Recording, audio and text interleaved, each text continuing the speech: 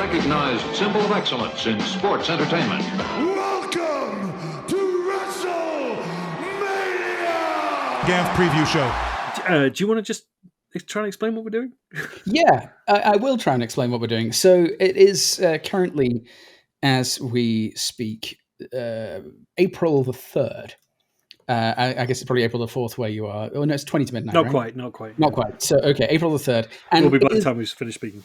it is the run-up to WrestleMania 40 this weekend. So we thought we would hop on and just do some quick run over the card and maybe some predictions and thoughts about what the show's going to be like this weekend. This will, interestingly enough, this will be the very first time I've watched a WrestleMania that's over 2 nights. So yes. I've never done this before, so I'm kind of excited to see. And your grand return to watching them live with me. Yes, absolutely. If not in person by... I was going to ask, do you want to keep like an open call that we can yell at each other at or something? We can totally do that, yeah. Unless it like bombs either a streaming bandwidth, we can totally do that. I got all the internets in this place these days, so it should be fun. It's not like the bad old days. Depending on whether the weather clears up or not, I should be good. Do you know what the storm is that's coming through you? Because we've had one this week as well. Ours was Storm Norman. Storm in Norman. I didn't even thought that. Storm in Norman. Oh, I also think of Norman. My old Norman. Yeah. Good old Normie. Yeah. No, I haven't looked. I'm going to clack while you talk to the folks and see if I can find it. So me and Jared have been to 2 WrestleMania. No, we haven't been to 2 WrestleManias together. I've been to 2 WrestleManias. We've been to 1 WrestleMania together, which was WrestleMania 25. We had a former podcast called Raw-mentary, as some of you might have noticed on this channel, where I put old ones out as lazy filler. Raw-mentary classic, bitch. Raw-mentary classic. That'll come back when we run out of shit to talk about. But we used to watch wrestling. Wrestling was, as you might have noticed, is foundational to our friendship. Gerard had fallen out of it for many years. In many ways, I have drifted in and out a little bit, but I've mainly just stayed a fan for ever since I got back into it through you, really. Yeah. And 2007, 6. Yeah, 06, right? Because the first 06, pay-per-view we ever watched together was Cyber Sunday 2006, and that's the only reason to own that on DVD. Yes, exactly. That's the only reason for anyone to own that on DVD, is because we watched it together. Yes. If you own that on DVD, let us know. And I would ask why you still own it, unless it was because me and Jared watched it. And when did you last watch it? I don't know that I've ever watched it. The last time I watched it was probably when I watched it live with you. I own it because of the nostalgia of it. Maybe I've seen clips from it without realizing over the years. I don't know. The only thing I remember was we had a big discussion about whether all the voting was bullshit.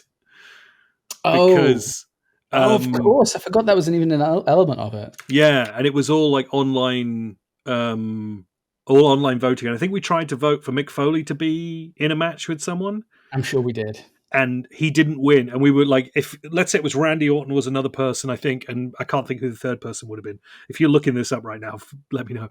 And Mick didn't win, and we were both just like, I don't know. I think this is probably just fucking bullshit, and it's all just part of the entertainment. And I think they did come out later, and I forget what they said about those shows.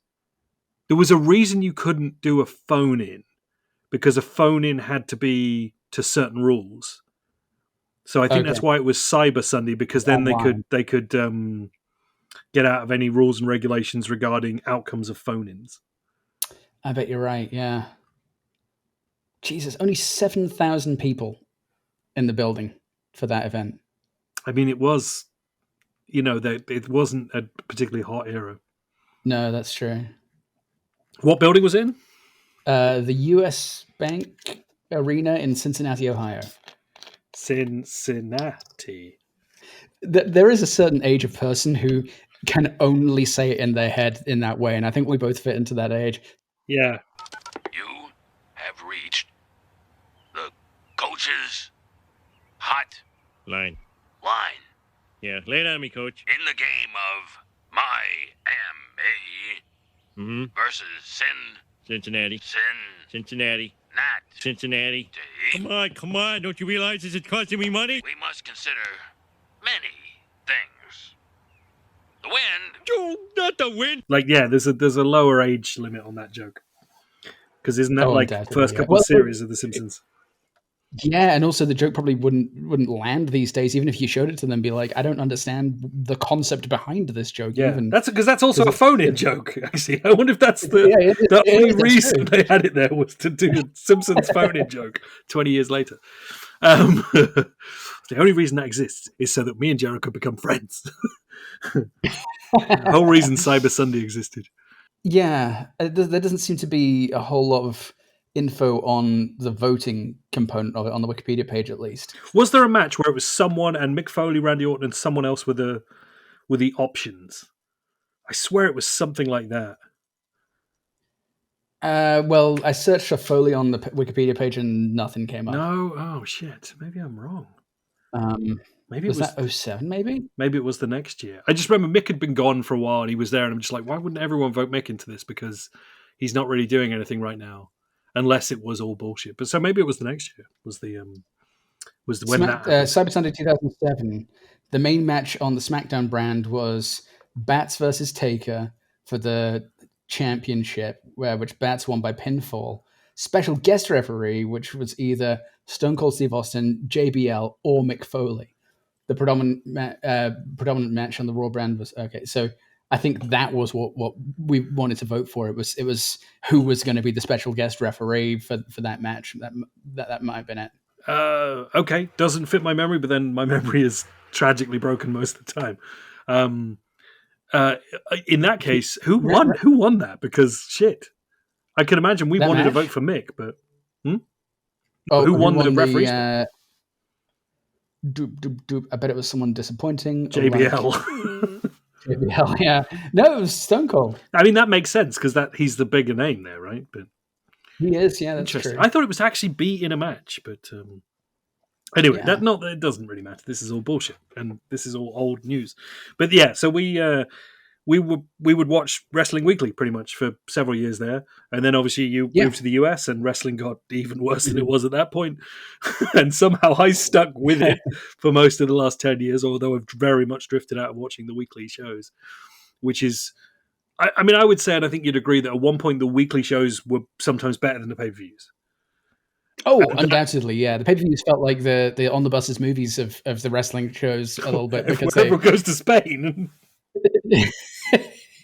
Well, they always felt like they were, or maybe like a connecting episode of a connecting movie in the Marvel universe, where because what you always wanted was the culmination of a story, but while they might give you that, they would always be like, well, we'll give you that, but also, and the setup for the next story. So it was always, and yeah, or maybe like a World Cup final or something would be a better analogy.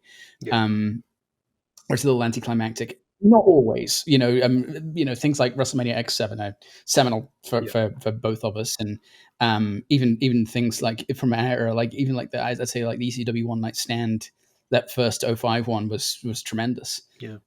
So there are notable examples of it where it was a little shit, but yes, I mean, in back when I was first getting back into wrestling, the very first time, after liking it a lot when I was a little kid, when I was like in my mid to late teens.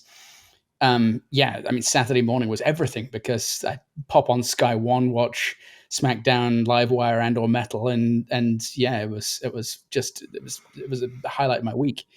Nice. And then became that again, years later when we were watching them. So yeah, it's true. It was very, very good for a period, and not even so during the period when we were watching it most actively and doing commentary. But I think it was still better than some of the pay-per-views that came out around that time. Yeah, I was about to say, when you said about it was Undertaker versus Batista, that I remember that was an endless rivalry. Like, I can't remember how many matches they had across the course of that year, but Cyber Sunday must have been towards the end of the year, and they'd already done WrestleMania 23, I think, that year. And it just felt like that was every fucking month for a while there. And I mean, now, like, you think that, embarrassment of riches, but I suppose this is the era where you also had, like, for a while there, you had like 14 pay-per-views a year. and you'd have... That's true, because even in like 2000, 2001, it was monthly. I remember being like really surprised when I found that out, because we all know about Royal Rumble and WrestleMania, but then like the fuck is I don't know, No Way Out and shit like that. Armageddon, exactly. Yeah, Backlash. But yeah, I think they stepped that up even further after our era, didn't they? Where it was or around our era, where there were some months where you got 2 pay-per-views in a month. Yeah, well, there was a brief period, wasn't there, where there was 2. It was independently branded, wasn't it? So you'd have the Raw ones and you'd have the SmackDown ones. So you'd maybe have 6 or 7 of each. True. ECW killed that with to December to Dismember or whatever it was. So that was such a disaster, wasn't it? Well, I own that on DVD too. Mark still has but DVDs. Didn't it end like 40 minutes early or something like that? I think they tried to pad it out, but it was going way too quickly. So I think they dragged it to a slow death by the end of the pay-per-view. But yes, even after that, though, there was obviously, because I suppose they'd all planned it a year in advance or whatever. I don't think it started contracting until towards the end of our era watching it together, 09, 10, kind of was when they started to pull it back a little bit. But even then, it was still 12. I don't know how many it is now. It's probably still 12 now, or thereabouts. Yeah, but then even I suppose you've got to factor in the case that Raw is still 3 hours, right? Yep. Yeah, 3 hours of Raw. Which I do wonder if that's going to change. Depends, doesn't it? I mean, there's no reason to have a 3-hour show when it goes to Netflix, but right. There's also no reason not to have more material. I hate the word content. I'm not saying it. For Netflix to not want several hours of it to pull people in, especially if it's live. Yeah, true. Because then you get 3 hours of live. So I'm super curious to what happens. Yeah, I do wonder if some of the argument around that was also, well, we got such a big card, and because that was part of the brand extension thing. Much as we decried it, and I'm still not the biggest fan of the whole brand split, which seems to have softened a lot. It's not a hard a line as it once was, but I think one of the complaints and one of the reasons for the brand extension, and possibly for things like extending Raw from 2 to 3 hours, is, well, we literally just didn't have time to have these people who were on the card have matches that weren't dark matches if we didn't go to 3 hours of TV. Yeah, and so I can kind of understand that being a good argument to continue it. Yeah, although I think the truth is that USA asked for it. Oh, really? And they've said, we'll pay you for it. We want more. Gotcha. We want a bigger block of TV, because then we don't have to worry about 8 till 11 on a Monday. And I think it's been borne out over time that people start watching about 10, which is why sometimes they try and load up that last hour a little bit, try and keep people. But to try and keep people in. There's certainly, by all accounts I've ever seen, there is a significant drop-off after 10 p.m. So what do they call the third hour? Because you remember back in the day, it used to be Raw Zone or Raw is War and then Raw Zone, and it was technically 2 different programs because like a different logo would pop up. Is there a third hour? I'm sure they don't do that anymore. No, I think it wasn't that just for advertising, because they could sell more expensive advertising in the 9 till 10 or something. I think you're right. Yeah. Yeah. So there's got to be at least mainstream TV. There's at least 3, 4, 5, 6, 7 hours of mainstream TV. 2 hours of NXT, 2 hours of SmackDown, 3 hours of Raw. And that's, without getting into pay-per-views, which are, every month or whatever. So there's a lot of Do they still have? Do they still have like the clip show and dark match show type things on regular TV? Like what would have been your Metal and your Livewire and your Jacked? Not here, certainly. But I'm under the impression they still exist in some form or fashion. Main Event was one of the more recent ones. That's been going for at least 10 years or so, I think. And I believe there is another one that I can't remember the name of. And then you have the edited versions of Raw and SmackDown, which used to be on free TV here, but I discovered literally this week. It finished in January. So Channel 5 stopped having them in January, probably because the contract ran out and it was too expensive or whatever. Or it could just be that they're packaging everything up so that rights all exist to hand over to Netflix. And that wasn't, that's small beer, isn't it, really? But it occurs to me as of this week that actually here, it's probably the least accessible it's ever been. Yeah, I was going to say, is it BT that has it these days? BT Sports sold all their interests to TNT Sports, Okay. which now runs it. So you can get the linear channel, as was BT Sports, on various satellite systems and whatever, or you can get it all as part of Discovery Plus. Gotcha. Okay. But if you want that tier that includes the MMA and the wrestling and the Eurosport and whatever else they bought, it's like £30 a month. Oh shit, that's a bit much. It's not for a thing that's basically just full of bloody reality TV. It's ridiculously expensive. That is crazy. Yeah, interesting. Yeah, I was. That's also kind of interesting that it's TNT Sports who bought it all. Considering, isn't AEW on TNT in the US? Yeah, it is quite funny. Yeah. I don't know why TNT, because it's not a brand that we really had here. I don't know why that name is being used, other than it must be in the wider Warner Brothers Turner Discovery, type. Yeah, it must be in that larger corporate entity, and they've decided, right, we'll use TNT Sports as a thing here. So, like, a lot of pubs now will have TNT Sports because they've got a lot of the other football stuff that BT Sports had. And I think, gotcha. at the price point they're selling it, mostly that stuff is being played in pubs and stuff. Like, I don't know many people who would get, you'd either get Sky Sports or you get TNT Sports, so you'd probably get Sky Sports. Mm-hmm. Sure. So, yeah. Okay, that makes sense. For what they have. Yeah. So.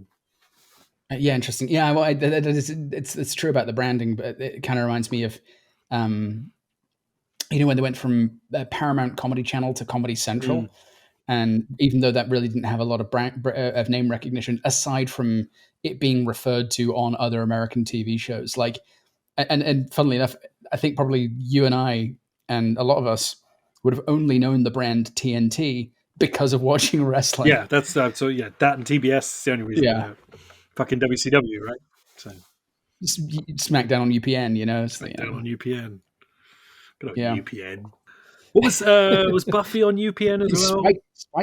Spike, didn't it? Didn't UPN become Spike? No, didn't it become the WB? Oh, I thought the WB and UPN coexisted. Oh, did they become? Hang on a minute. No, UPN became no. You're right. Two of them became the CW. Yes. Okay, that's right. Well, actually, did two of them combine to become something else at one point? I remember that because that was when Buffy switched channel.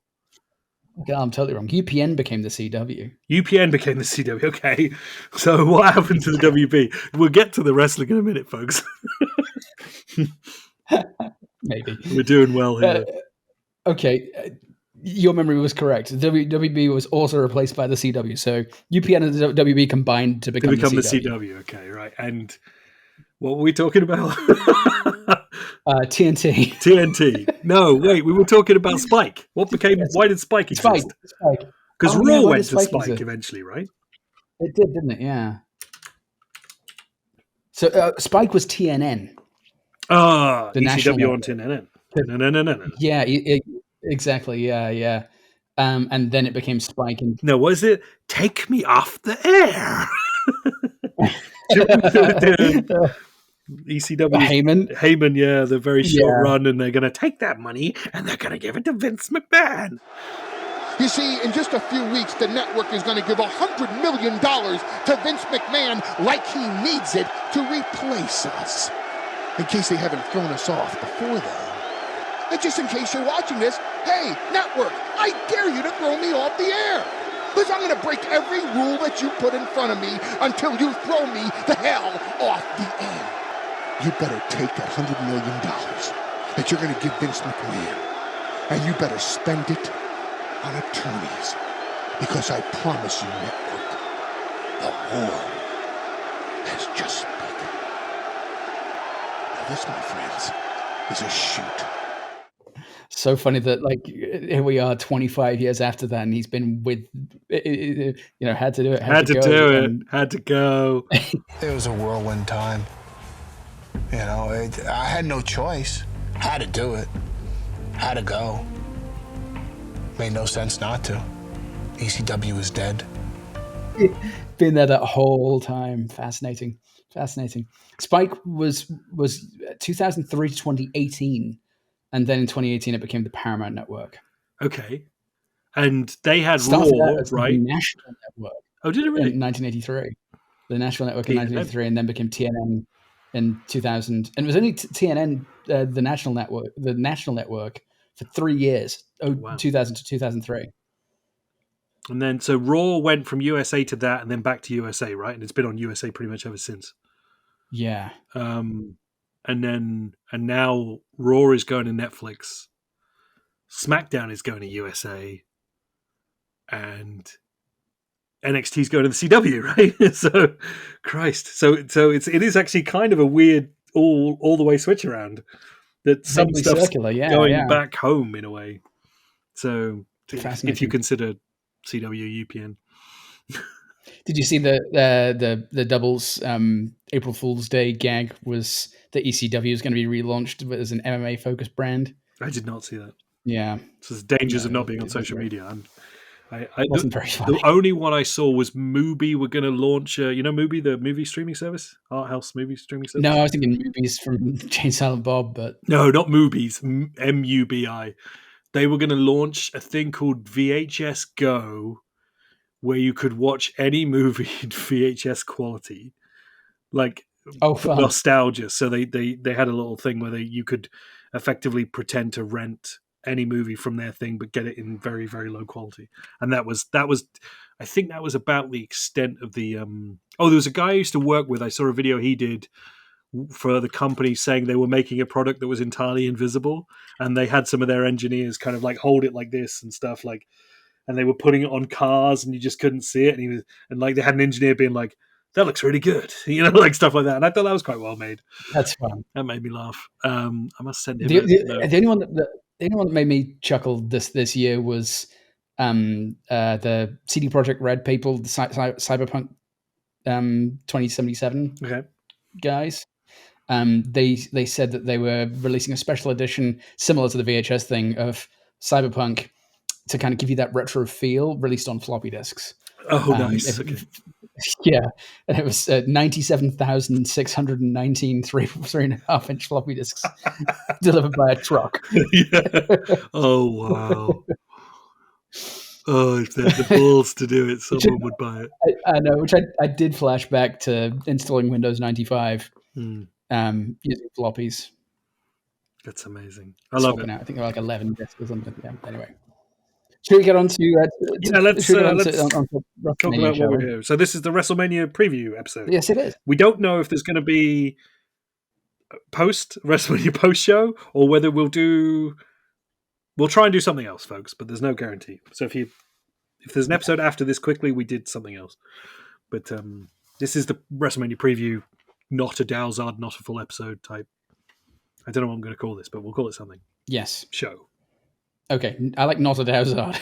Not a Dowsard. So should we talk about night one? We've got the card. The official cards have been released as of today. We kind of have a pretty solid. Now, do you want to talk about WrestleMania weekend, or do you want to talk about my WrestleMania weekend? I want to talk about your WrestleMania weekend. That sounds much more interesting. Okay, my WrestleMania weekend starts at 8 p.m. on Friday, and I'm going to watch Eve Pro Wrestling's Womania show from London. All right. Which is I love it. Eve Pro is a women's wrestling company out of London that I used to go and watch their shows pre-pandemic. The pandemic kind of claimed the company for a while, but now they've been a bit resurgent. As far as I'm aware, they were cooked completely at one point. Good. I'm glad to hear it. I have been to one of their shows since the pandemic with Arthur, in fact. This one can't be there live, which is a shame because they do them not far from where I used to live. Oh, damn. They don't do it. They used to own, I think, a building in Hackney, or a lock-up in Hackney, where they used to do some of the shows. And that's where I saw a bunch of their shows pre-pandemic.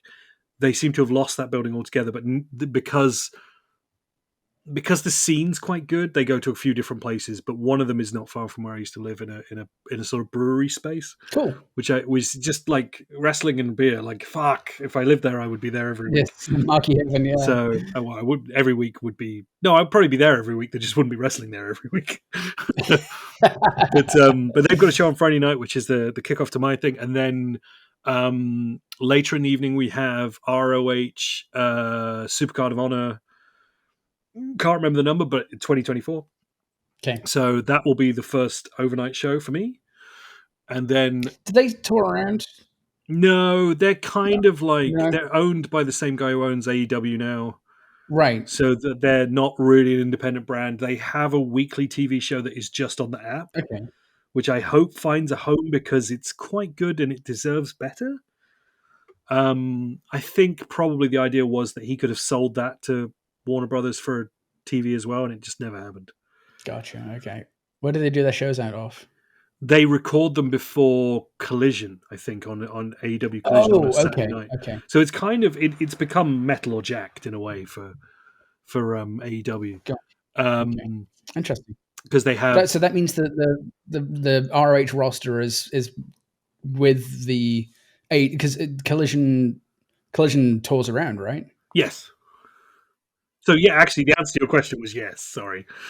Do they tour? They don't tour as ROH, but they tour with AEW largely, and then these shows they'll usually put them in somewhere random, like the last one. What's the end of the year show they always do? Death Before Dishonor. That was in like Los Angeles, just on its own, like in a, or was it in Texas? Okay, cool. They've done one in Texas and one in Los Angeles. In the last whatever, they do about 3 shows a year. And pay-per-views a year, but they were pay-per-views for a bit, and now they're on the ROH service, Watch ROH, whatever it's called. Okay. And I think they're very good, very tight little shows. And if that TV show was a little more formatted, I would probably keep their streaming service and watch it.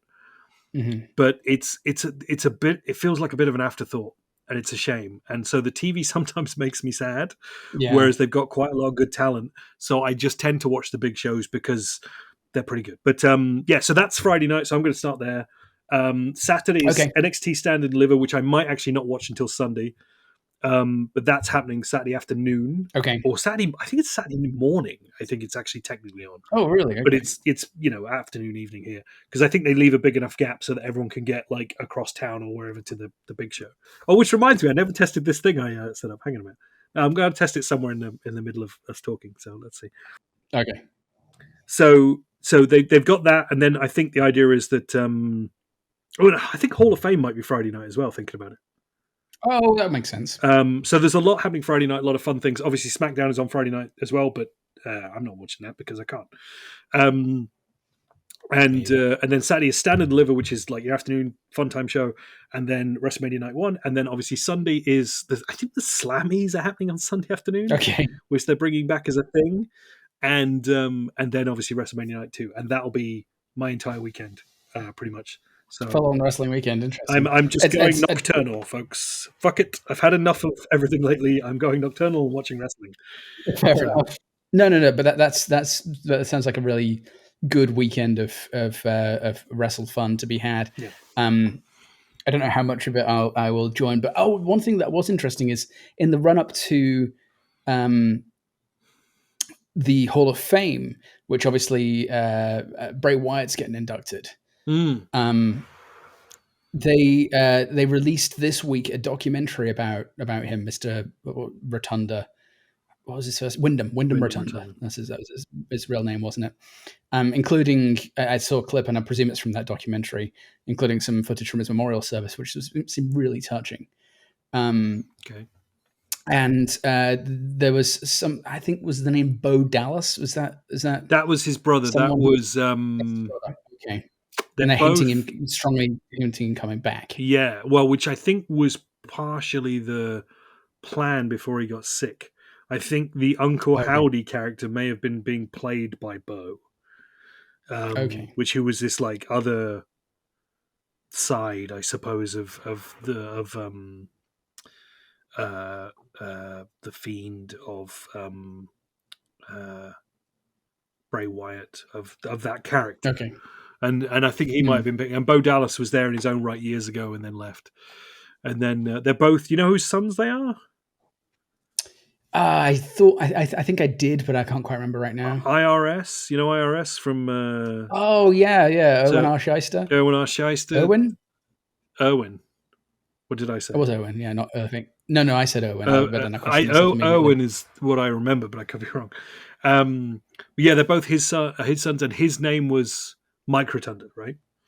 Mike Rotunda, that's it. But I yeah. believe Okay. Rotunda might be a gimmick name, and it was a Oh, combination. really? Of, Okay. A combination of like other names and stuff. But and I believe the family is some kind of weird interconnected thing that includes Barry Windham somewhere in there. Oh, was, okay. Hence the name Wyndham Rotunda. Okay. Yeah, Wyndham might be named for that. So I think maybe it's a multi-generational family, put it that way, with different marriages and stuff, much like the Hart family or Sure. Another example that I can't think of right now, like the Rock's family, right? Like the Rock and like so.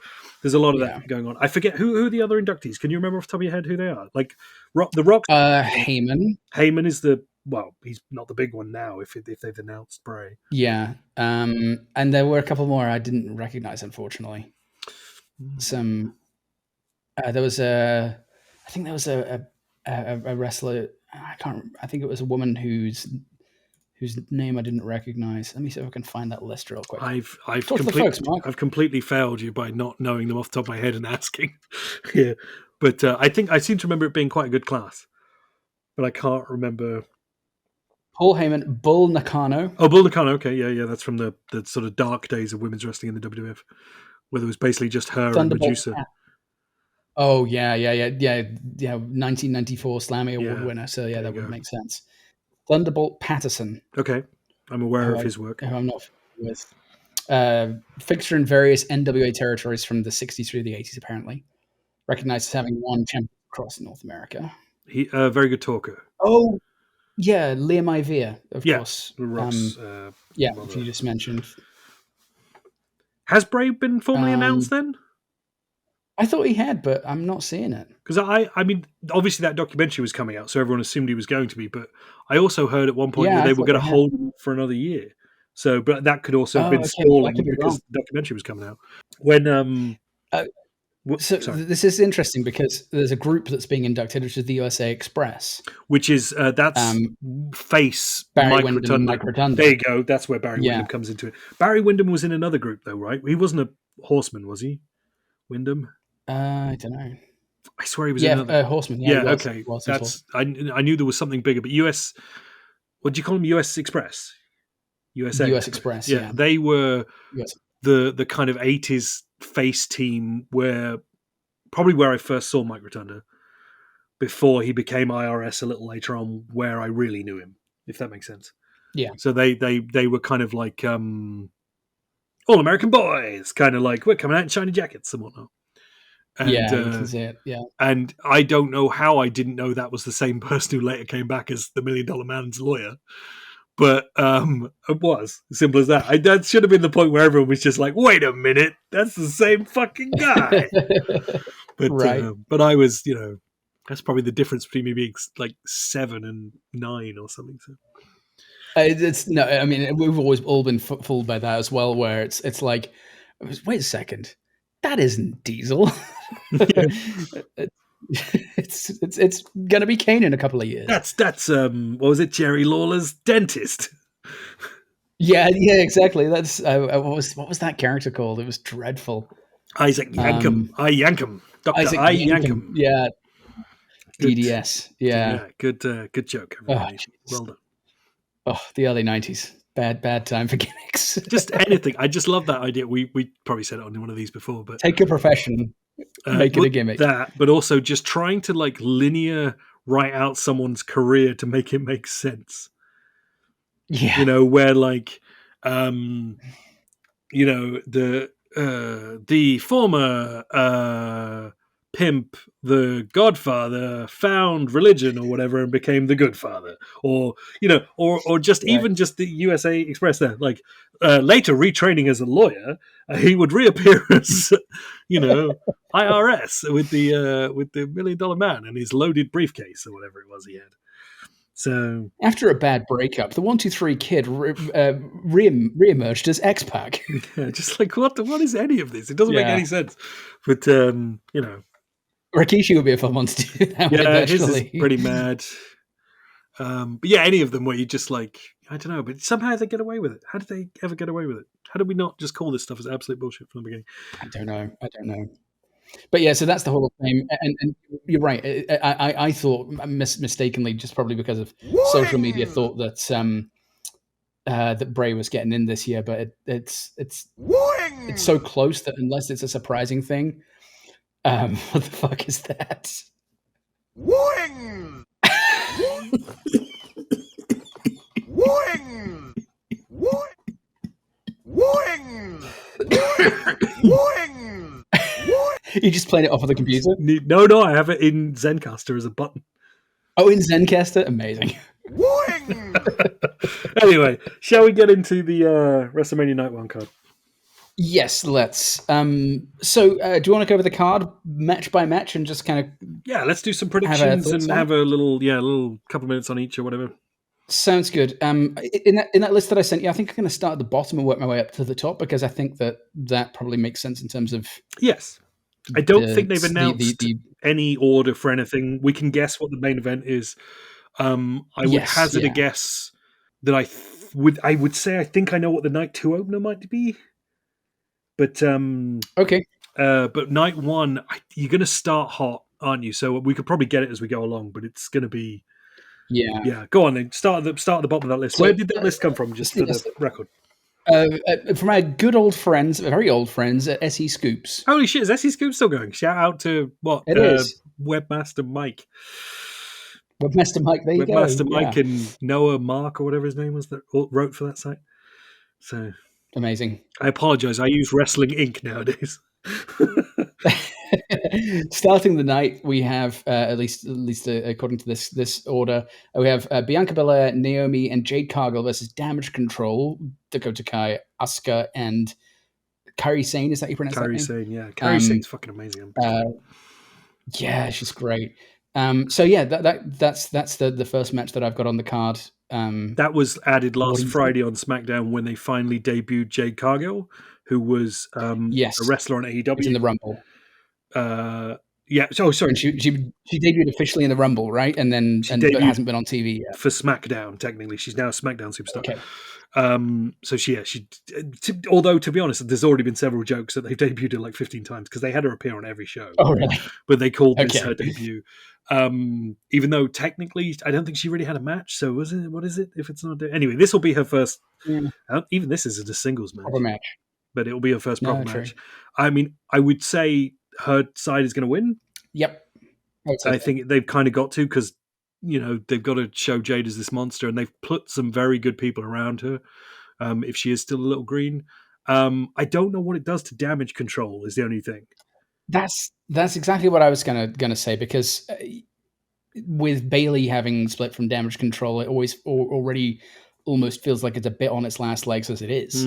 But then I think as you and I have discussed before, with some of the folks in that stable, they're in that stable because they need to be in a stable because of potentially some of the language limitations that they have in terms of being independent, perhaps, and cutting promos on their own. So I wonder what happens as well, whether this destroys Damage Control entirely and they disband, right to censor style. This is the end of it. Could be. Or whether they end the match dirty and it kind of doubles down their heel angle, which I think would be a good way of continuing them. Perhaps I'm generally of the opinion, and this isn't borne out of the amount of TV I watch because I haven't. That I thought that in the split that Dakota Kai seemed to be siding with Bayley. So you kind of do have you do have kind of maybe two halves of it there, where you've got the kind of Asuka Kairi Sane half, who were a tag team in their own rights years ago, and then potentially Dakota who's going sideways with Bayley. So I definitely think the other side's winning with Naomi and Bianca Belair. I think that they're triumphant. But yes, you're right, and I hadn't considered it. You could use that wrinkle to officially break up Damage Control in current format, if that makes sense. Yeah. So does night 1 have the Bayley match on it as well? No, I think that's night 2. That's probably a good thing to keep them It's night separate. 2, yeah. Yeah. Yeah. Because whatever you do with it, you don't want it doesn't kind of make sense to have them too near each other. So that's good. Right, I agree. Yeah. Okay. Next match is Jey Uso versus Jimmy Uso. Straight up grudge match. I'm going to play my I don't give a fuck button. We both witnessed. Same. We both witnessed Jeff versus Matt Hardy, and you think the brother versus brother thing's going to be fun, and then it's just kind of like, well, they clearly really love each other, and this just feels awkward. It could be great. It could be the sleeper hit of the fucking night, but well, I think it depends on on who comes in to interfere. Yeah. Because I mean, who's the other guy? Is it Solo Sikoa? Solo Sikoa, yeah, is another. Yeah, he's another member of the bloodline. So, right, yeah, and he would come and interview on insert whichever bad Uso is here. I can't remember which one's good and which one's bad. Main event Jey Uso, right? So he's good. Yeet and all that. Okay. Yeet. And Jimmy Uso is the no yeet, right? No yeet, yeah. They basically just the same design. Okay. Just let's make money off this t-shirt. Yeah, and his fair enough. His weird him and Cody drunk at that press conference. Full disclosure, Uda and I might have had a libation or two on the bus. At that press conference with all the belts. Do you feel him, sir, or whatever it was? Like when he kept saying, "Do you feel me?" to that journalist, and I bet a bunch of y'all lost money thinking Judgment Day was gonna win tonight. Though, let's go. You feel me? You feel me? Do you feel him, sir? Do you feel him, sir? Do you feel him? That's so good. I can't even remember what fucking show that was, but I remember that pay-per-view, that press conference more than the show. It was amazing. No, and I've seen clips of that, and funnily enough, things like that have really endeared me to Cody. Not that I ever kind of particularly hate. I kind of nothinged him for a long time. Who's your dad? But there's a story exactly. There's a story that pops up every so often that where he's telling. It's a live event where they're clearly just telling wrestling stories, which is fun. And he tells the story of his first Rumble, and it's the one at MSG where he comes out and he was talking about how he arranged something with Punk before because Punk was out before him, and that went by in like 5 seconds, and then he's like, "Oh shit, I don't know what to do." And I love the moment he sees the Undertaker in the corner, and he just in the retelling of the story just goes, "Fuck it." He goes up to behind the Undertaker and just like whacks the shit out of him, and the Undertaker goes with it and takes a bump. He took a bump is like one of the big quotes from that thing. But the frankness with which he spoke, and then that press conference really kind of endeared me to him. But lovely. Coming back to that match, I do kind of wonder if there's going to be some interference with Solo Sikoa, but again, I still don't really give much of a fuck about it. No, I thought you were going to go somewhere else with the interference, which is where, and it could be the ending anyway, is where the brothers end up reuniting because their dad comes out and busts heads. Like, I would quite like to see Rikishi come out and bust their heads together and be like makeup. Oh, that'd be fun. And I think I could see that happening as a WrestleMania moment. Rikishi comes dancing out, and they just have a big old dance party. Just a giant dance. Would that not just through the passion of dance? Scotty with that Too Cool theme just on loop. Scotty Harty worms his way in for no reason. Yeah, I think it probably ends up with them. What's the price of admission? Yeah, to go home happy after match 2 or whatever. Absolutely, yeah. I think you probably end up with them reuniting somehow. R.I.P. Brian Lawler. But then you still need a more bloodline for the end of the night. So. And how do you do that with do you turn Jay back heel or do you turn Jimmy face? I don't know. Yeah, I just don't know. And he's doing quite well as a face, is the truth of it. Yeah. So yeah. The next match is the Undisputed Tag Team title 6-pack ladder match with Finn Balor and Damian Priest, who are the current champions, versus DIY, which is Johnny Gargano and Tommaso Ciampa. Ciampa, is that how you pronounce it? Okay, thank you. Yeah. Versus the Awesome Truth, Miz and R-Truth. Versus the New Day, Kofi Kingston and Xavier Woods. Versus Austin Theory and Grayson Walker versus Pete Dunne and Tyler Bate. Waller, but well done. What did I say? You said Grayson Walker. Did I? Okay, thank you. That's fine. Grayson. Yeah, clearly memorable. I love Grayson Walker. Grayson Walker, yeah. I've heard, and this might mean they're not going to do it, but that it's basically like you can pull down one set of belts and then the match will continue. Yes, I heard that too. So it could be that they're splitting the belts up again after having an undisputed tag team champion for a while. Right. Which feels like a mistake. I really feel like they should have just made one set of tag team belts and had fighting champions. But Agree.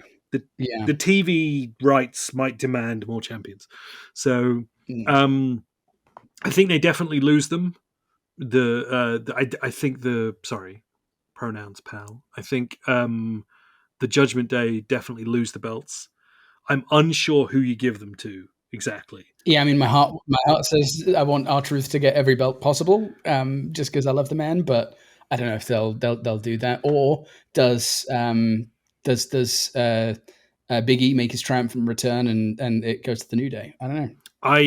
New Day are on SmackDown. Pass. I'm just trying to think actually. No, I think they're on Raw actually. Either way, you'd need a Raw and a SmackDown team. So I think based off that, I hazard a guess, if I'm overthinking it, that Theory and Waller could get one of the sets. Oh, okay. So that they've got the SmackDown belts. And then, there's a few more choices on Raw by the sound of it. And Pete Dunne and Tyler Bate, they're on SmackDown. They've got... Okay. Do they have like a tag team name? Are they the ones that... New Catch Republic?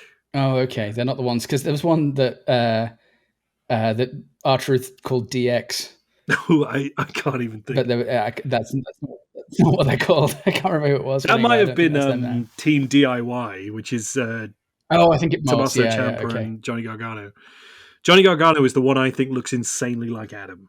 Okay, I'll have to look out for that now. I just think Adam doesn't like it, but I think they just look like the same Does person. he not?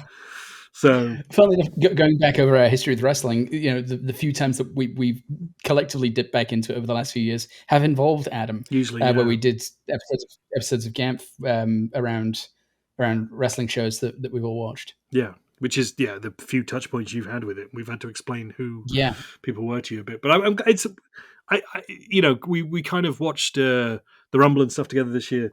Like, it's nice to have you back. We did, just for the record. It's nice to be back. Yeah, but spoilers for later. There might well be examples in this card where I'm like, who the fuck are they? Yeah, well, that's fine. I can. I don't know. There's Chris Walker. Grayson Walker. Why not? I love him. From New Zealand, right? No, he's Aussie. Anyway. Okay. I think they lose the belts. I'm not sure who wins them. I think it'll be a fun fucking clusterfuck of a thing. I have seen a little bit of speculation that they might even be trying to break up Damage Control completely, but I don't. Not Damage Control. Sorry. I was about to say what? The Judgment Day. Judgment Day completely. It seems kind of premature, considering I think that fairly, as heel stables go, they're doing good business.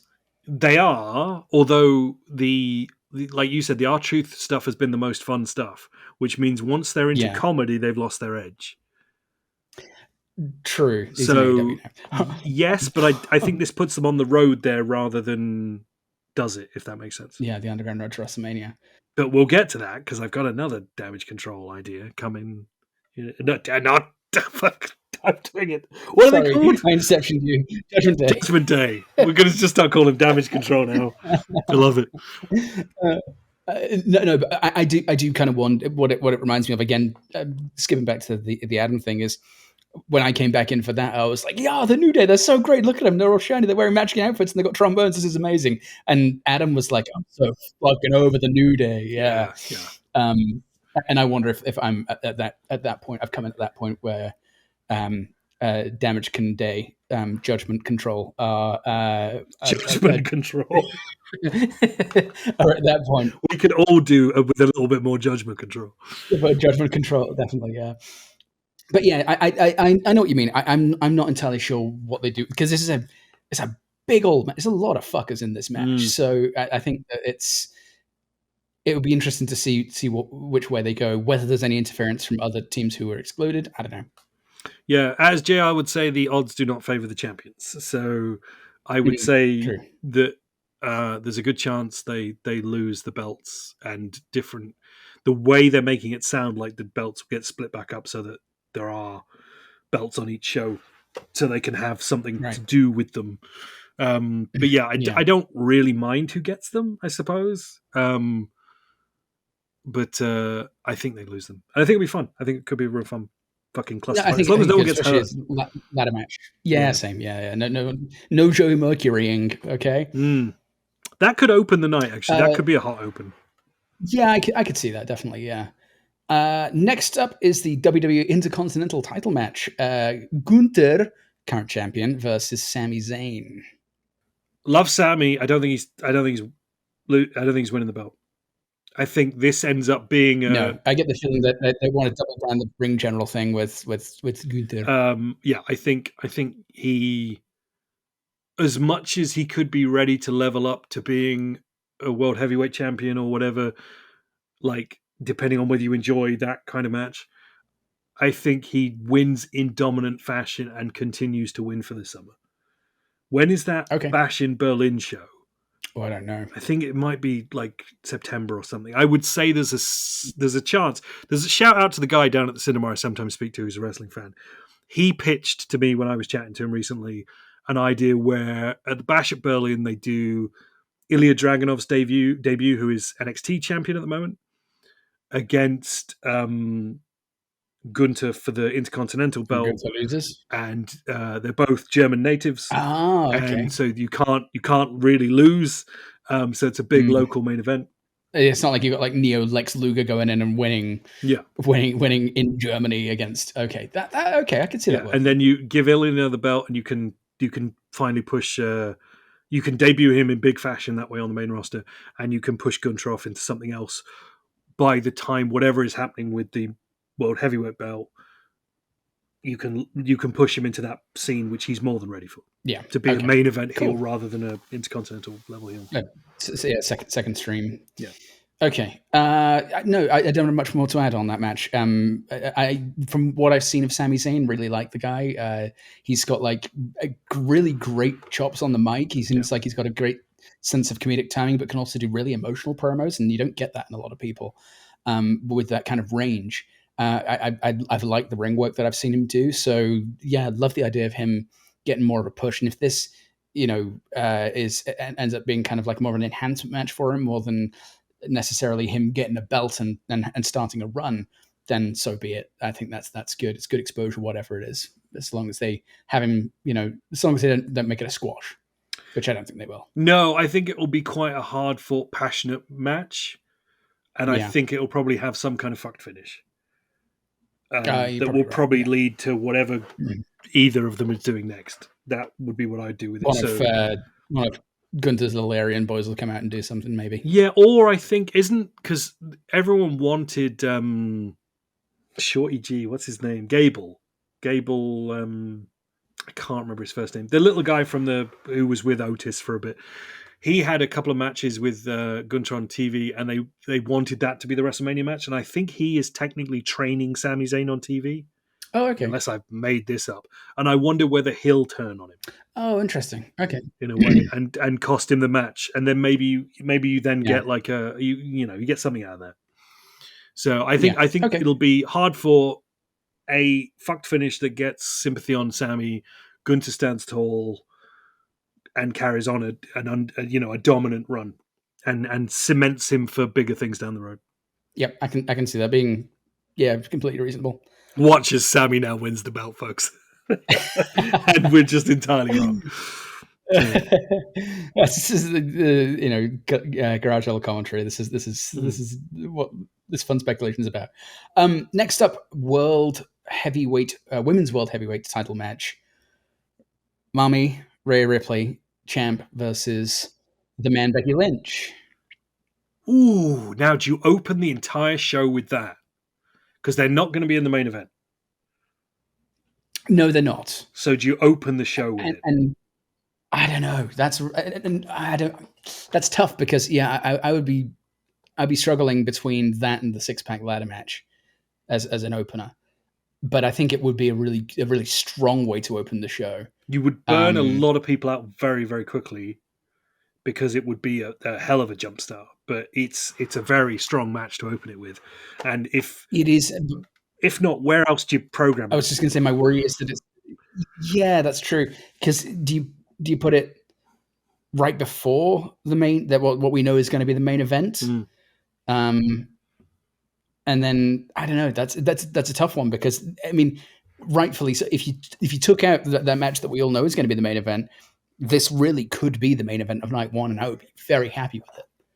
Yeah, because unless it is, like both I mean, they could fucking just go and put the tag in the middle and just like maybe giant exploding, and then do 2 matches after it. And I don't think it will. I think it'll end the show, but no, I don't think it will either. But it's I'm gonna say that this one actually is probably my opener. It's a shame they deserve the main event, to be honest. They do, I agree, but they're not going to get it sadly this time around. My only worry about it being an opener is does that kind of put an impetus on it to be shorter than it really should be? Much as I'm a fan of short matches, this feels like it deserves a good 15 to 25 minutes. Now that depends what you think the outcome's going to be. Yeah, and I don't really know, honestly. I as much as I really like Becky, I'm pulling for Rhea. I just think she's fantastic. But again, it could be my perception of having come in at this certain point, and maybe she's got to the point where people are ready for a new champ. I don't know. And it also, was Becky gone for a bit? Not recently. No, she's been back now from at least most of the last year. But yeah, I mean, she went off and had a kid. She was gone for a little bit, and then she was injured, but that has to be at least a year and a half ago now. I think she's been back for at least a year. I would. So yeah, timing wise, it feels like it would work then. I think Mummy retains. I think again, like Gunter, it's a dominant run, and you continue that. I'm of the opinion that I've seen Becky Lynch talk about pitching to lose several times, or to big names, and has always been denied it. I don't think she needs the belt right now. I think you help cement Rhea by having her lose. What do you do with Becky afterwards? Don't know. No, that's the only. Give her the summer off. I don't know. Like, yeah. I mean, you could have 3 of these, but I don't know that you can. I don't know that you want to beat her 3 times in a row. That's a very good question. What happens next? Classic question. Because I think you want a decisive finish if you're going to, make Rhea out of this. Well, she's already made, but if you're going to continue a dominant run out of this, get a rematch, but then you can't. Again, you don't want to necessarily put the belt on Becky then either, unless you're doing something with damage control. Damage control, right? Where you're using it as part of the breakup, so everybody loses everything. But then what do you do with Rhea afterwards? Yeah. I don't know. There's at least 2 matches of this, I think. And then maybe the threat of a third one, like if Becky can't get the job done in 2. But then where do you program Becky afterwards?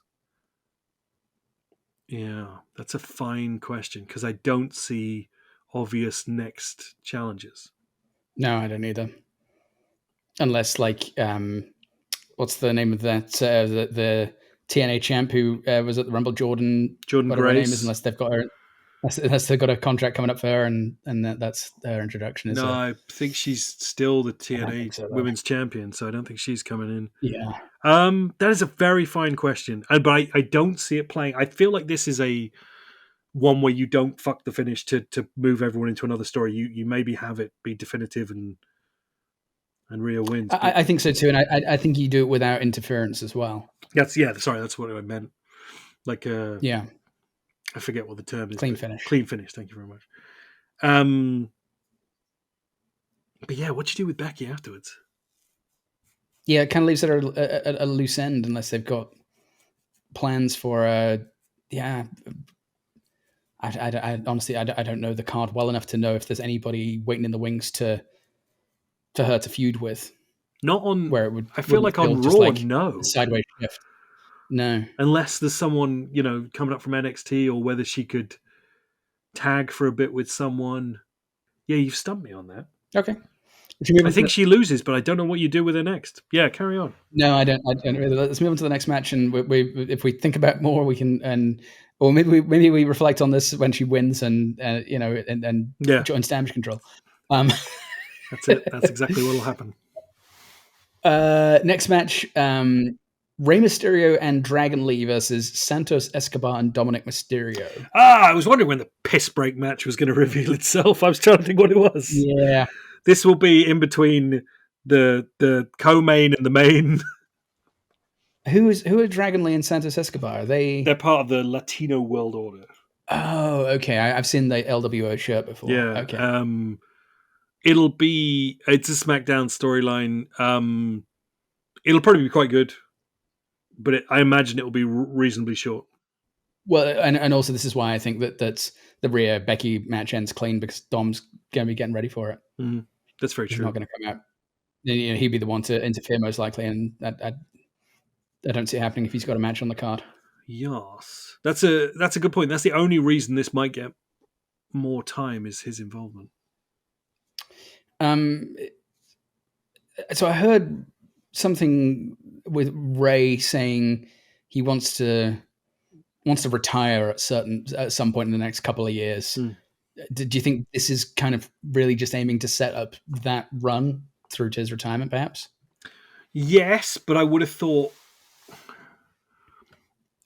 there's probably a big singles match against his son that would be or with him that would be the final match of his career, which is what I thought they were doing when Dominic was a babyface, and obviously now he's a towering heel. I was going to say, because this is an opportunity to turn him face, but they're not going to do it because he's so fucking over as a heel. It would be premature. You'd be leaving money on the table, so to speak. So I think there's time to get more out of him and Damage Control. I think you're right. While you still can. This is why I think if it does start the end of that, it's only the first step on the road that will last a couple of months. Yeah, I think you're probably right. But yeah, I'm with you on it. This is a popcorn match for me, though. Yeah, I think it's your piss break between whatever the semi-main and main is, and it'll be a fun, short babyface victory. Yeah, and there'll be probably a really good video package before it as well. Yeah, there you go. Yeah. And then let's move on to what we assume will be the main event of the night, which is Roman Reigns and The Rock versus Cody Rhodes and Seth Rollins. And the stipulation with this basically is, if Roman and The Rock win, then the night 2 match, which is a singles match, is what are they calling it? Bloodline rules. Something so like basically no DQ, essentially. Punjabi prison. Whereas if Punjabi, exactly, yeah, it's a boiler room brawl. Yeah. Whereas if Cody and Seth win, it's a bloodline ban from the ringside or whatever. Yeah. So I mean, telegraphs the finish a little bit. Yeah. Just a little bit. Yeah. Obviously, Reigns and Rock win this, right? I feel like they have to. Otherwise, what's the point? Yeah. How you get there, how much fun it is, how much The Rock injures himself, like that's all TBD. But yes, I feel like it ends with The Rock standing tall, or The Rock and Roman like looking at each other a bit sideways because of how the win went down. I can see that, yeah. And that sets you up for night 2 with a bit more of a kind of like, something's fucking going on that's a step beyond this match. But it's really strange because I feel like they've been entirely building towards Cody versus Rock on TV rather than, this is more of a night 2 conversation, but rather than Roman versus Cody. And you're absolutely right. They have. Yeah, the fucking don't fuck with the final boss or whatever. And it's odd. He's so sweary recently. It's insane. PG, brother. I don't hate it, but yeah, I mean, just that segment. I saw some footage from like not the WWE feed. There was obviously someone standing off the side, filming that segment by the bus. Where he was all bloody. And shit. Oh, I just saw it from in the arena on the screens. I saw that. Oh, really? There was some footage that leaked of like someone standing behind the camera. That's cool. Yeah, it was really interesting to see. The Rock's social media people. Probably, yeah. And it was just the question that put into my mind is, are we going to see color during a WrestleMania main event this year? Ooh. For some reason, when you said color, I was thinking very sugary drinks. The color. Are we going to see blood? Yes, I think we are, because you got it on TV the other night, right? I think you get a Rhodes Crimson Mask. There's going to be blood in that white hair, in that blonde hair. The tip-off will be if everyone comes out wearing white for the match, we're getting a shit ton of blood. Yep. Because you don't wear darks, because it won't show the blood. So if Cody comes out in white, he's bleeding. If the Rock or someone else comes out in white as well, it's like, okay, they're going to get blood on him. Like, that will be your tip-off, because it just seems to be last couple of years they telegraph it so much. Like, they don't usually wear white. Oh, blood. Okay, yeah. I'm going to say yes, because we're firmly in the TKO era, or whatever you want to call it. And if no one else does it or can do it, this match can really benefit from having it. And it could make it less. It could make it more of a ride to a destination you know you're going to, than a boring wait to get to the point we all know we're going to. Right. Yeah, I think if that makes sense. So I think that would be quite a different thing now, unless you watch more Blood and Guts wrestling. So yes, I think you're right. I think we'll get that, and we'll get the telegraph finish. Whether or not we get Solo Sikoa here, whether or not we get any other Samoan Bloodline debuts, or whatever. How much smoke and mirrors there is in this one. How much of a fuck around it is just to hide limitations of folks and not wear anyone out or injure anyone. Yeah, and I've been wondering the same thing, if there's going to be like any pre-recorded cinematic type stuff that they'll cut to when they end up going out of the arena, and they're just sitting back there drinking a prime, and they hit play on the tape in the production truck, and I don't know. Get a golf curious. cart stuck in a thing and have to run. Exactly. Yeah. Yeah, I don't know. Climb up the filing cabinets. Climb up the filing cabinets. The room. What was the one where the room had no door? Was it that one where they went through the window and then you realize later on that they're in a room that has no door? So yeah, it's they've just put up a false wall so that they could be thrown through it. They could go through the glass or whatever. Anyway, I think we get a lot of gaga, like a lot of bullshit, a lot of crazy bits, and they might wrestle all over the place if they're given to it. Do we get 30 minutes of entrances on this one though? Yes. Like the one thing, because I watched the segment that they put on the tubes from the Rock, and as much as I like his heel era Hollywood Rock entrance, Jesus, it could go on a little less long. He loves the milk. He does. Loves to stand there and bash his arm with the little goosebumps or whatever you call it. He loves it. You mean the notes that he's written on his notes wrist? He's written down from Brian Gewirtz. And, all these funny little lines he's got to remember to say. So I think we're getting a lot here. I mean, it depends how long the show goes, right? Special start time 7 or whatever. I think we're getting all of 5. Yeah, how long is it slated to be? 5 hours? I think it's going to go all of 5. Jesus, might go longer. It might go till midnight, which would be no, that would be 5. Sorry, I need to figure out the start time actually. It's a 7 Eastern start time, which I think is midnight. 7 Eastern. Thank you. I believe that's right, because it's usually they start at 8. They're announcing this is 7, which means the fucking pre-show starts at 5. So they do 2-hour pre-show. They do a 2-hour pre-show. It's exhausting. God damn! No, I'm not watching that. It's basically put it on for 5 minutes because it's shocking what they get out of absolutely fuck all. Okay. But I remember like last year, I think at least one of the nights we had it on the entire time while we were chatting shit. Okay. And it was just like, look, they're just getting something out of nothing here. Like it's Booker T just kind of like, and they'll talk through all the matches and they'll show a bunch of videos and just they have like guests on, and they usually do them outside the arena, so you see everyone coming in, and that's kind of fun. Oh, okay, like an Oscars pre-show. Okay, kind of, yeah, but they'll be on a platform or whatever. But yeah, it's just absolute bollocks. But it's they will fill. But actually, you mentioning Booker T has reminded me of something that I wanted to ask you about in regards to this. We all know that CM Punk is injured and isn't on the card. but has said that he's going to be there on the mic. When do you get him involved? Because obviously he's not involved in any of these storylines right now.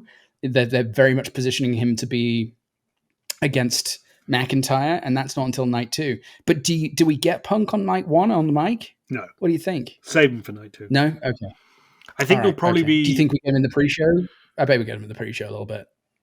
Maybe if he's there and they just want to use him. It depends, because I feel like his rightful place might be like hold him back so you can make people want to see him.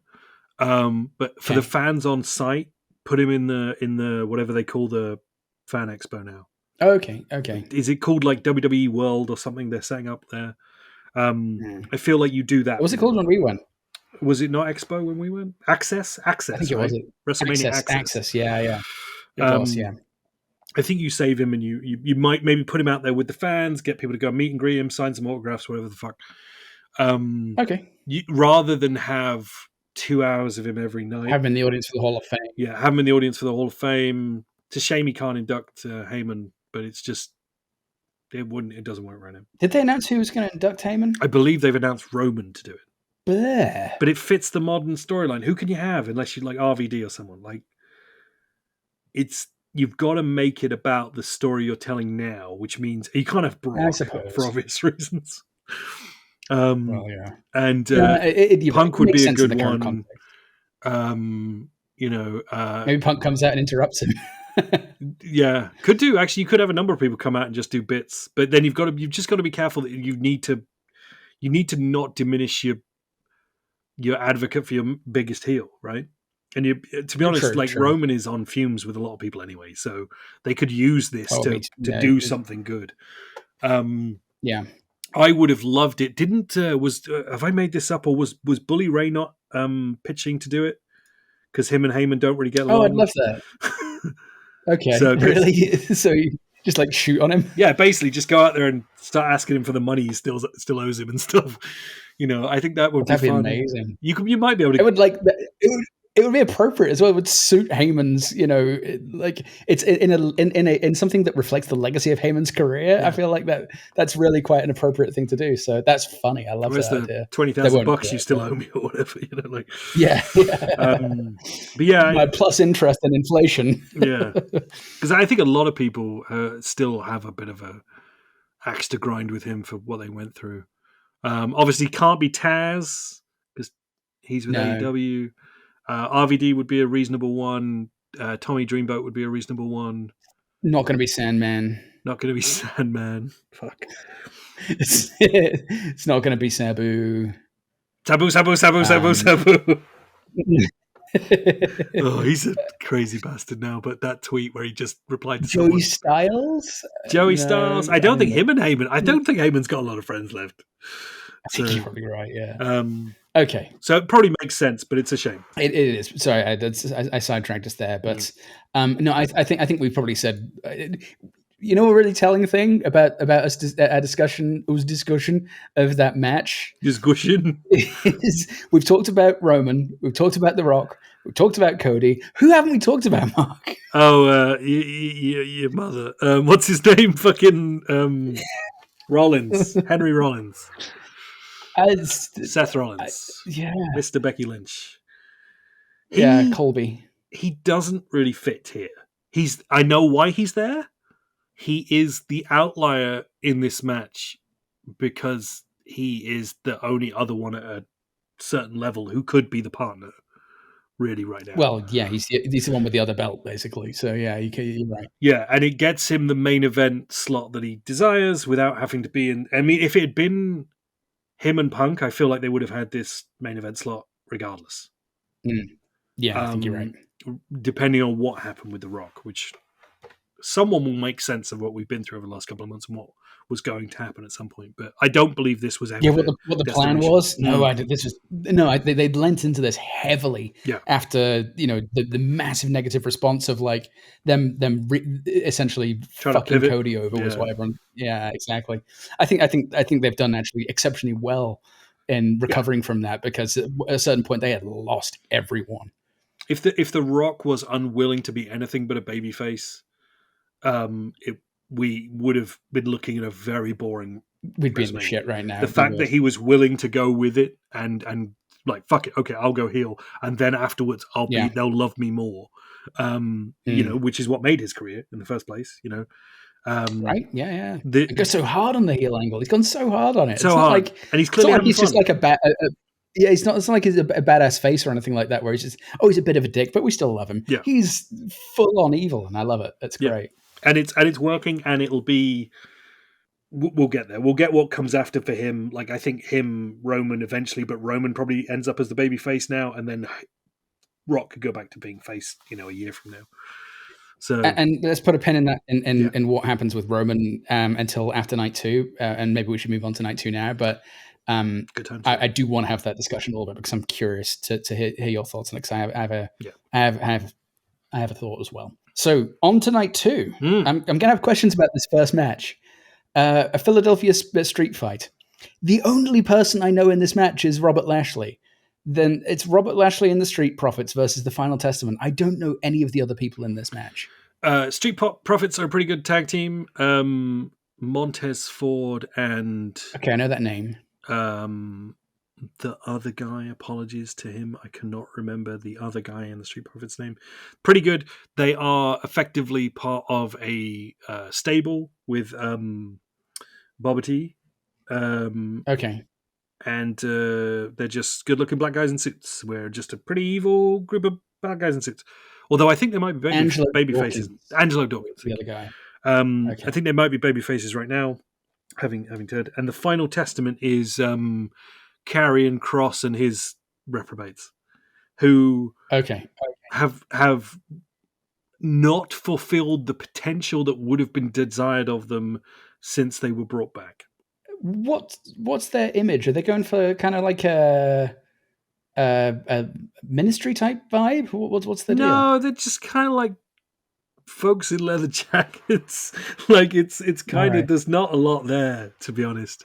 For what I've seen of them, he used to have a shaved Killer Cross. He was Karrion Kross used to have a shaved head. Used to look like Hitman.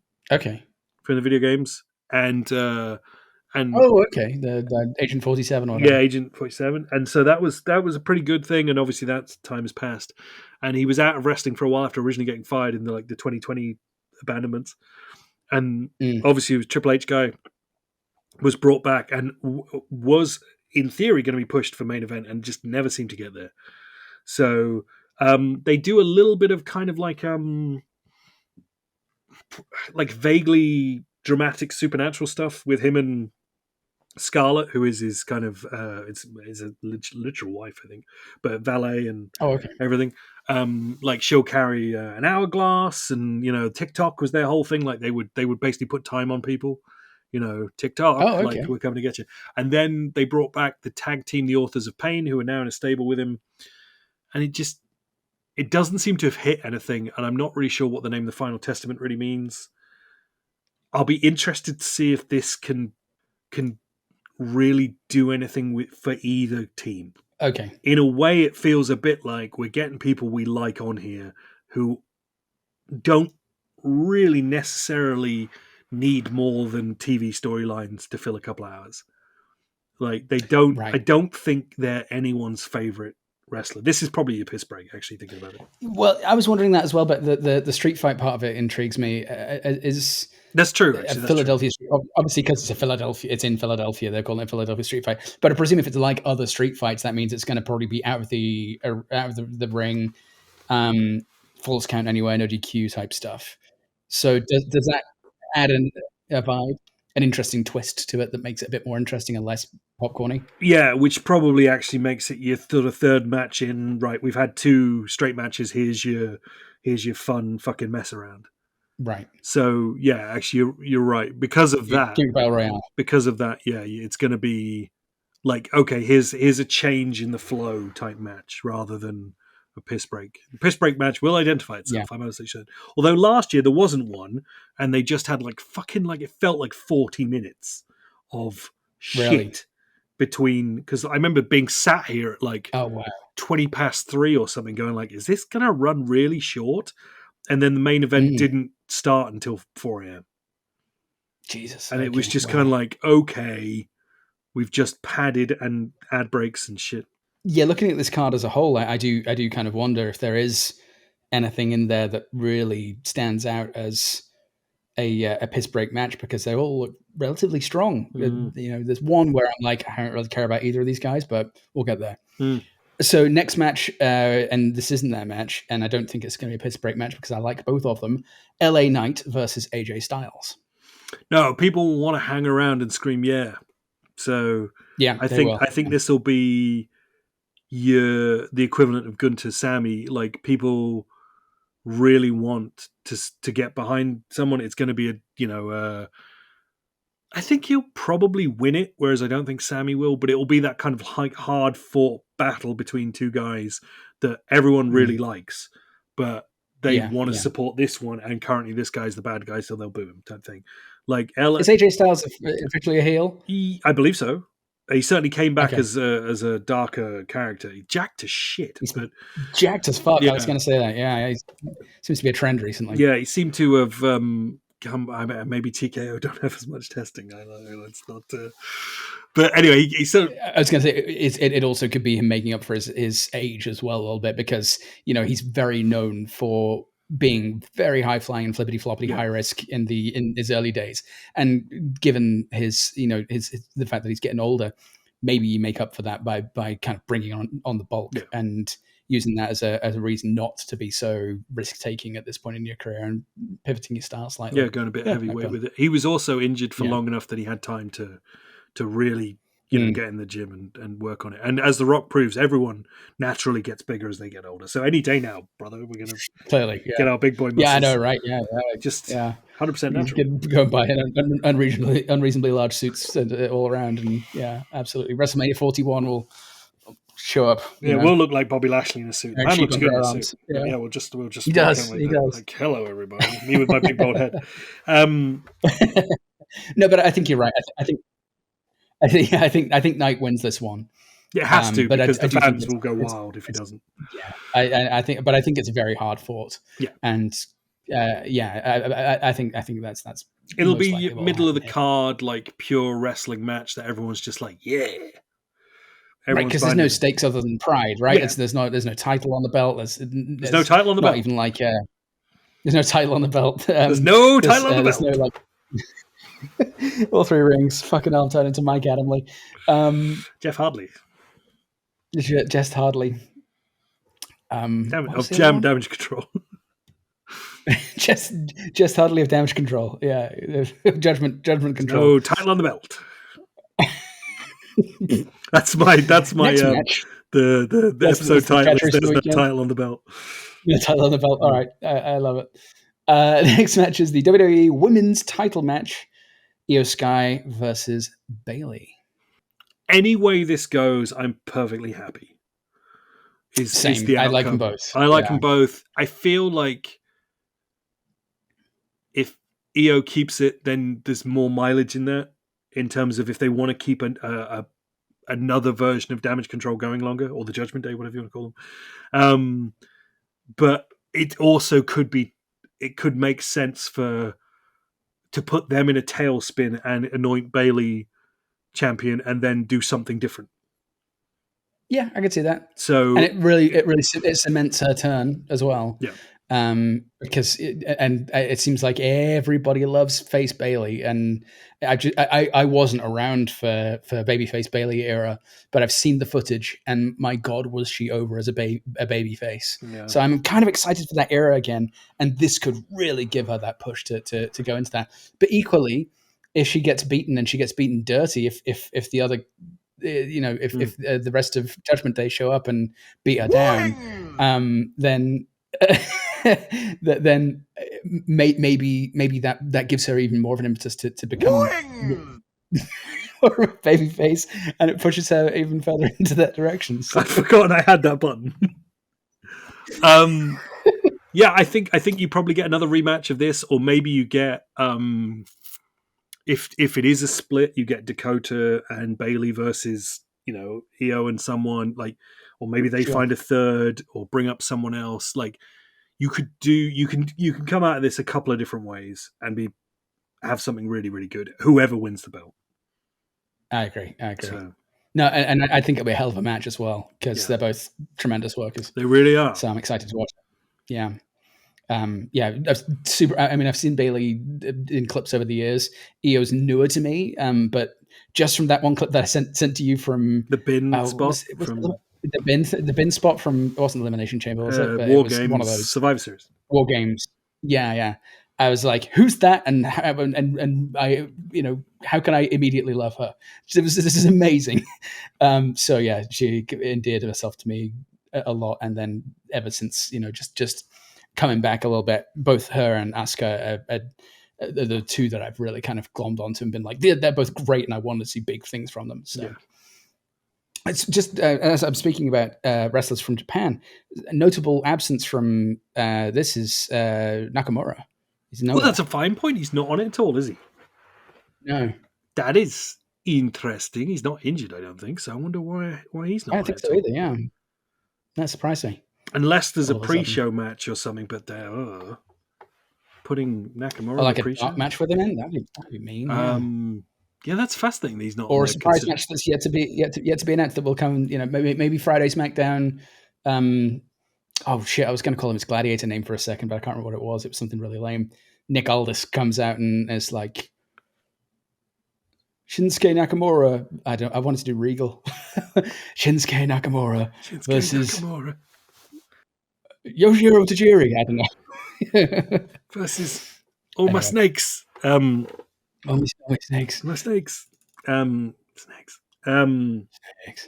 Yeah, I don't know. I think he's on Raw. And now we've had the final Raw before SmackDown. Oh, true.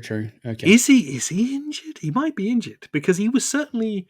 Maybe. Him and Cody had that storyline for a bit. Yeah.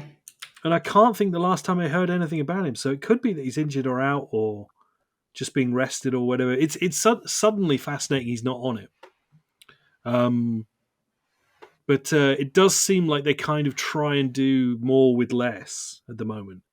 So it could be that they are like, he's not the youngest man in the world either. Like they could just be resting him out a little bit, but you'd have to think he'd want to be on Mania if he could be. So that's fascinating. I hadn't considered he's not in there, but it certainly seems. No, it hadn't occurred to me until that moment.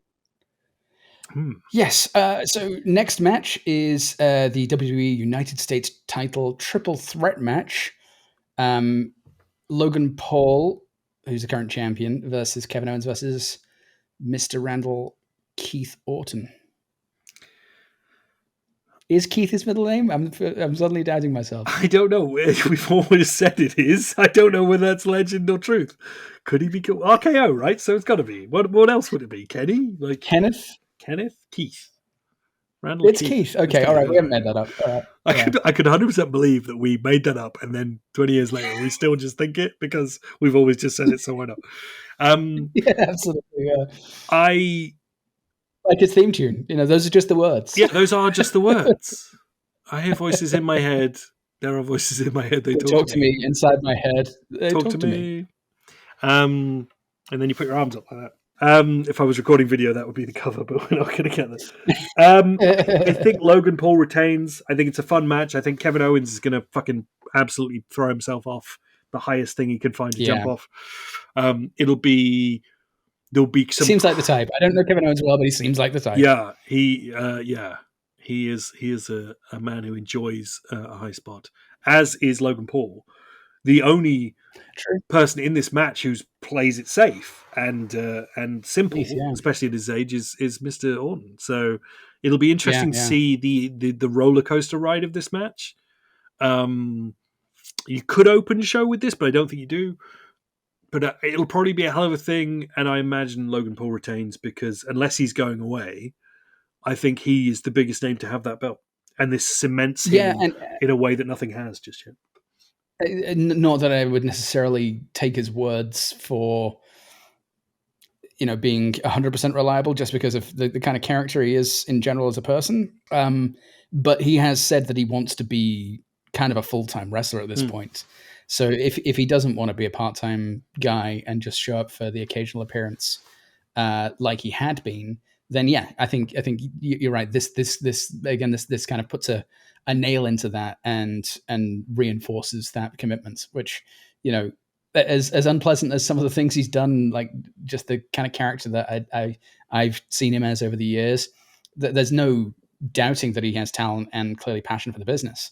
So those are the kind of people you want to be in the business, who actually want to be there and want to do their best to put on good shows. And it's much as it pains me to admit it, every match that I've seen him in, he's been fucking great. Yeah, he's making him he's making me like him, and I kind of hate. Yeah, I know. It's like, stop it. I hate you for making me like you. Stop it.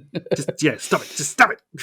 But yeah, no, I think he probably goes on to defend it in France as a big name. Yeah, I think you're probably right. Yeah, and the only fear I have in this match is that Randy will get roped into doing a big spot and re-injured. I really hope that doesn't happen, but that's just a looming fear that I have.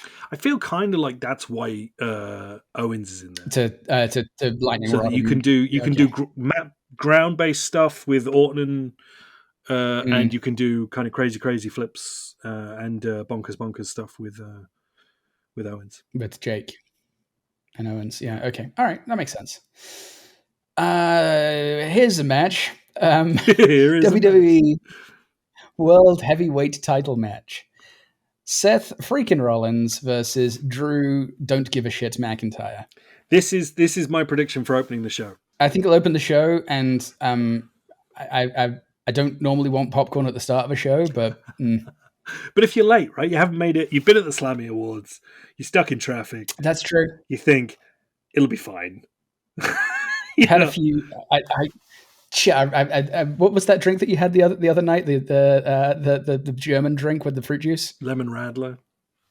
I've had a few lemon radlers. You've had a few lemon. I'm a little bit late. Oh, you're getting all drunk on lemon radlers.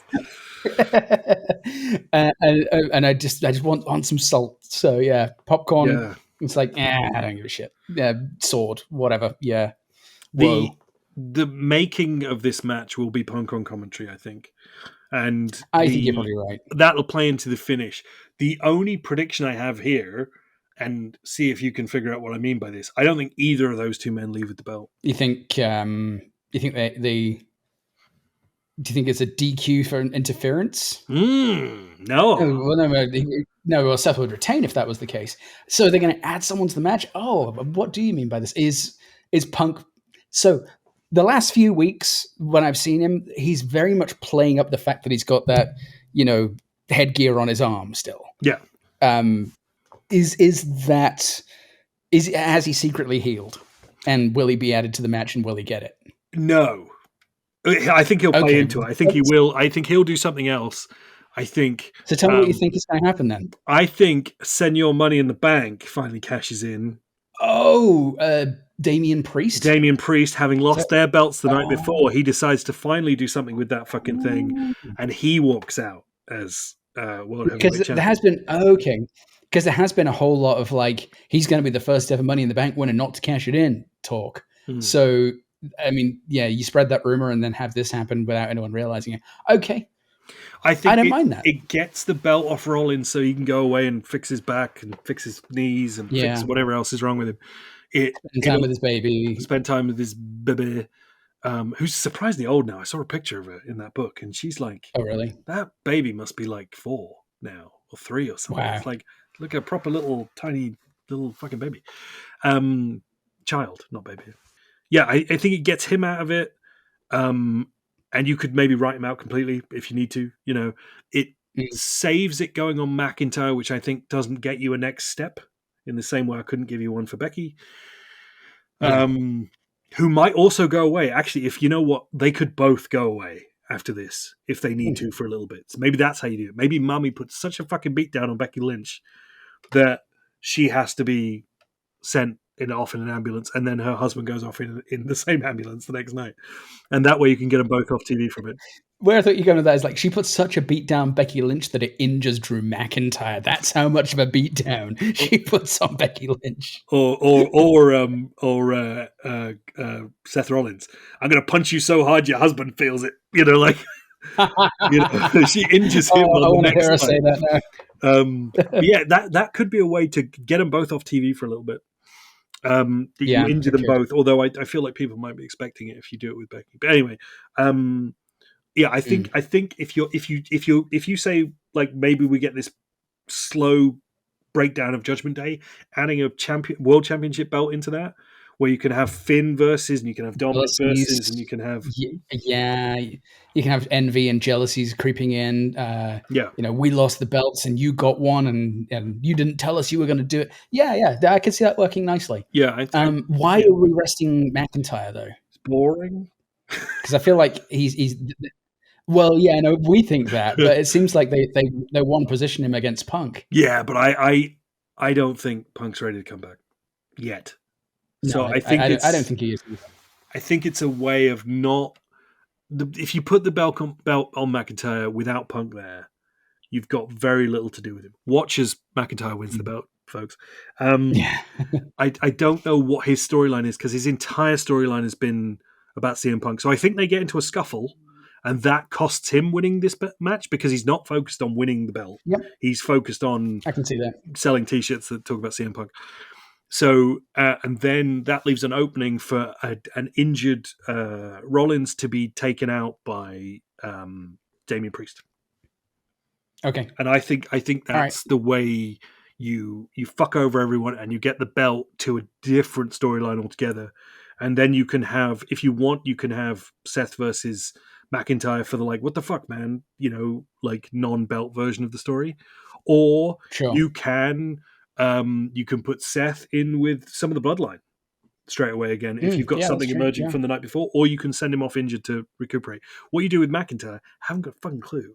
Unless, well, no, you could go straight into, if you did the beginnings of a turn with Damian Priest, you could put McIntyre against Priest, right?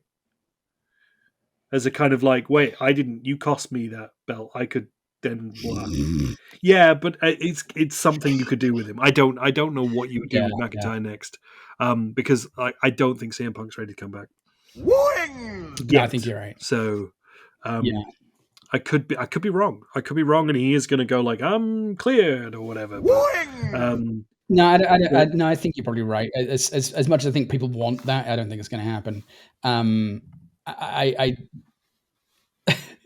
I do like the idea of the idea of Priest coming in and cashing in makes me care a bit more about this match than I would have. And I think to a degree they know that it's a world championship match in name only in many ways, and that whole belt is a bit second rate, suspect anyway. Yeah, it is. Yeah.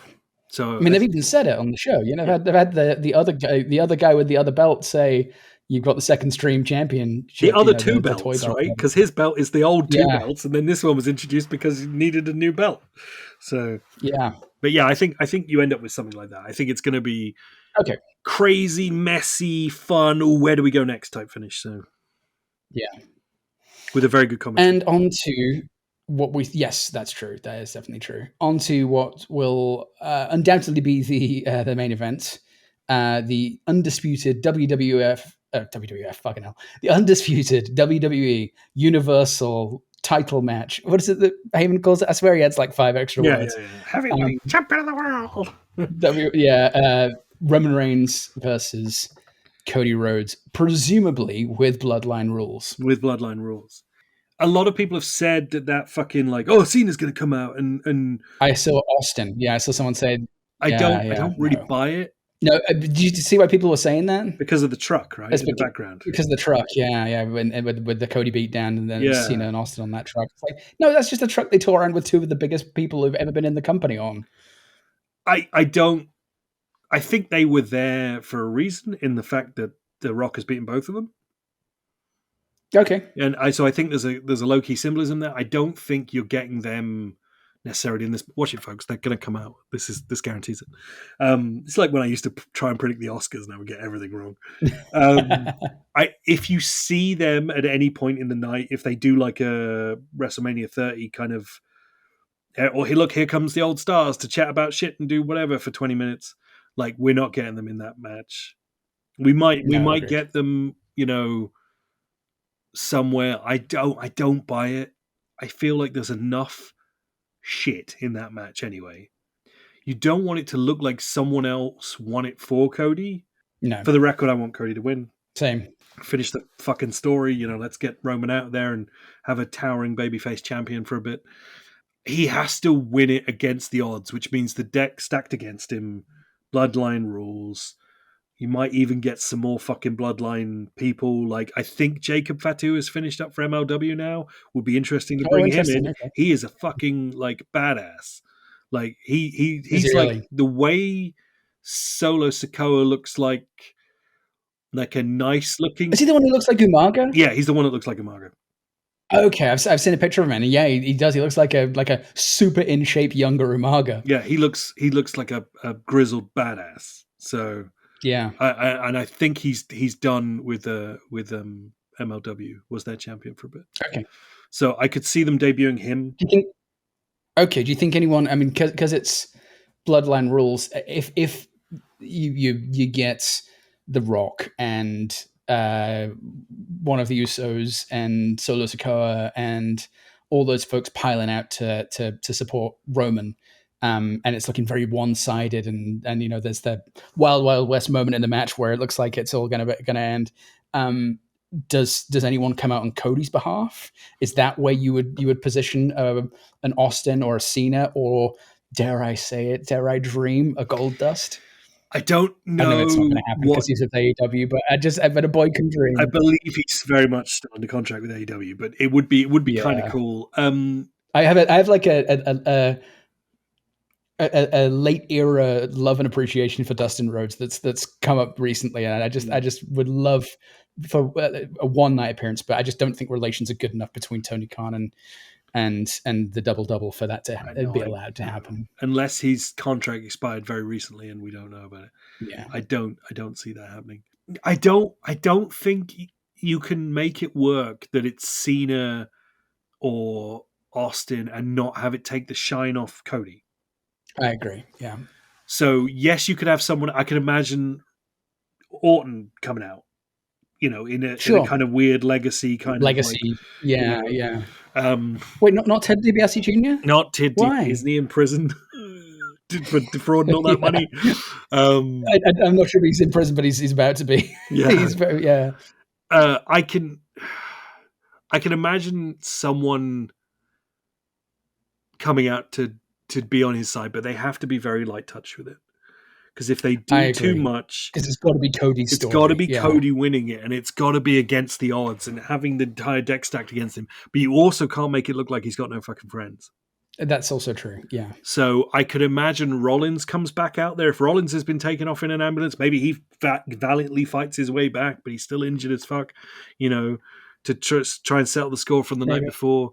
And the start of the night, depending on how fucked up it depends how fucked up he gets, really. It's going to be weird if he closes one night and opens the next, actually.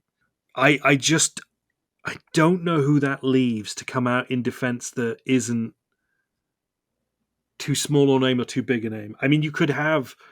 could both the Usos side with Cody? If they've turned the night before?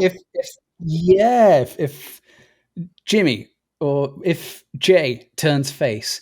then you have them come out together to face down the bloodline on behalf of Cody, possibly. Yeah. And also, if that's happened the night before, and we were drunk at that press conference. Yeah, that's true. I mean, we know they're very good friends, and it wouldn't take the shine off him because that would feel like bloodline versus bloodline. Yeah. And if they have turned on him, I think we're booking this. We're booking it live. Booking it live. If they have turned on him and book it live. Yeah. If they come out in support of Cody. And then you get so it looks like the bloodline is already just down to Rock and Roman, and there's tension there from the end of the night, and then it's like we called in reinforcements, and out comes Jacob Fatu or whoever else, Rikishi, Solo, Sikoa, and then like okay, then can we do a double story here where it's like Cody wins the belt, but also the bloodline is finally cast asunder like they should have been last summer. When it looked like was it Money in the Bank where everyone was turning, even Solo turned on Roman, and then it felt like they kind of backpedaled there. And can you then have The Rock towering above as the new head of the bloodline, and both you have a kind of it'll be difficult to pull off, but you have almost a double conclusion where Cody's holding his belt high and everyone's happy. The Rock has formed a new bloodline with possibly without Roman Reigns. Yeah, and it's The Rock and maybe Jacob Fatu and Solo Sikoa, turning on Roman, who ain't shit now. He's not the champion. A conflicted Heyman in between, being all like, pulling faces, and Cody holding the belt high, and it's like, we'll see you on Raw tomorrow night, folks. Scotty in the background having come out with Rikishi. Still doing the worm. Since last night. Just still doing the worm since last night. Just still doing the worm. Yeah. It's like, it's impressive. He's having a seizure, people. Somebody get medical attention. Why didn't we put him in that ambulance we kept sending members of the Lynch-Rollins family off in? He's just weeping. He's just weeping and worming. What's going on? He's screaming, "Help me!" over and over again. Why won't someone help Mr. Too Hotty? Yeah. So, and that leads us on to kind of, what do you do? Let's assume that's what happens. Cody wins. He finishes his story. Towering babyface champion. The Rock turns on Roman Reigns and takes his position as head of the table. All that shit. That kind of leaves the bloodline in tatters, or looking new. What do you do with Reigns after that? I've seen some speculation, and again, it's pure speculation, and this is all kind of based on a quote that apparently was pulled from a while back, where he said if he's not the top guy, he doesn't want to be in the company. Does he just go away? Yes. Because, he's already part-time, right? Yeah. I think he goes away for a little while. Yeah. Unless he wins, I think he goes away for a little while. And then, I was just about to bring up that specter. I don't want to because I want Cody to win, but what if? I feel like they've done a reasonable job over the last year of making it seem okay that he lost last year. Okay. Yeah. But you will never not convince me there is another timeline where he won and it was great. No, I agree. Yeah. And because basically coming off the back of that, like Cody's like bobbing for a lot of it for quite a while until it's like, right, we get to Mania and we're actually look like we're heading, we get to Rumble rather, and it looks like we're heading somewhere again. Mm. Whereas like a lot of the shit he did last summer and stuff was just kind of like, yeah, cool, great. The fuck? Like, why didn't he just win? Okay. Yeah. Because it was such a good story, but it was very quick to do it. And clearly, Christ, we still had Vince in the mix last year, right? Yeah. So clearly they wanted to keep Roman going to whatever the arbitrary end point was for his days as champion that they wanted to hit, whether there was a number that was in mind or whether it was just about like, let's just keep it going forever, and all the jiggery pokery they had to pull to keep that going when he wasn't ever there, So, basically, I think he has to go away for a little while, and then I think you could come back for do you leave it until next year? It's going to be Rock versus Roman at some point, either SummerSlam or next Mania. You could do it at, but that's where the destination goes, and it depends how you defeat him at the end of this. If the defeat comes at the end of this, and how long you give him off until you bring him back. Like, you could wait and then bring him back at the Rumble next year. And I don't think anyone would miss him. But also, if you wait that long, does anyone care when he comes back? Don't care when he comes back. Exactly. That's the risk that you run. Because if you want that Cena 08 moment at a Rumble again with Roman, you rest him from April to January. I don't think it's happening. I think. But then I can't think.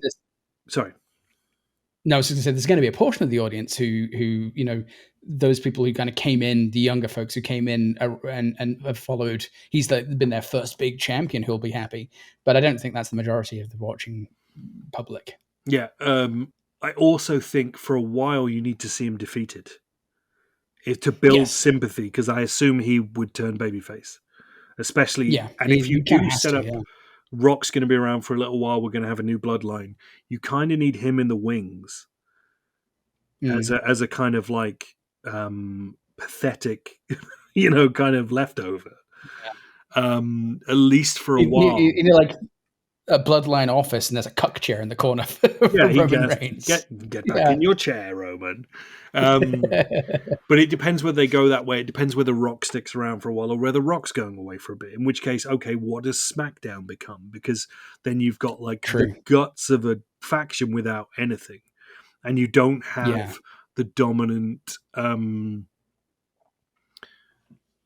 don't have that dominant running storyline that you've had for so long. But then people might like something new, in theory, because if Cody is now going to be your champion on SmackDown, which in theory he would be, what storylines do you have with that? You can have him versus LA Knight. You can have him versus AJ. You can have him versus Orton. You can have him versus... there's a lot of storylines to be had there. Right. And maybe the bloodline does just go away for a bit, but then you have the remnants of the bloodline to deal with. So you're right. But it is. I mean, the bloodline, even to me, as someone who's coming back in fairly recently, it feels very, very tired, and that they need to do something to either shake it up or rest it.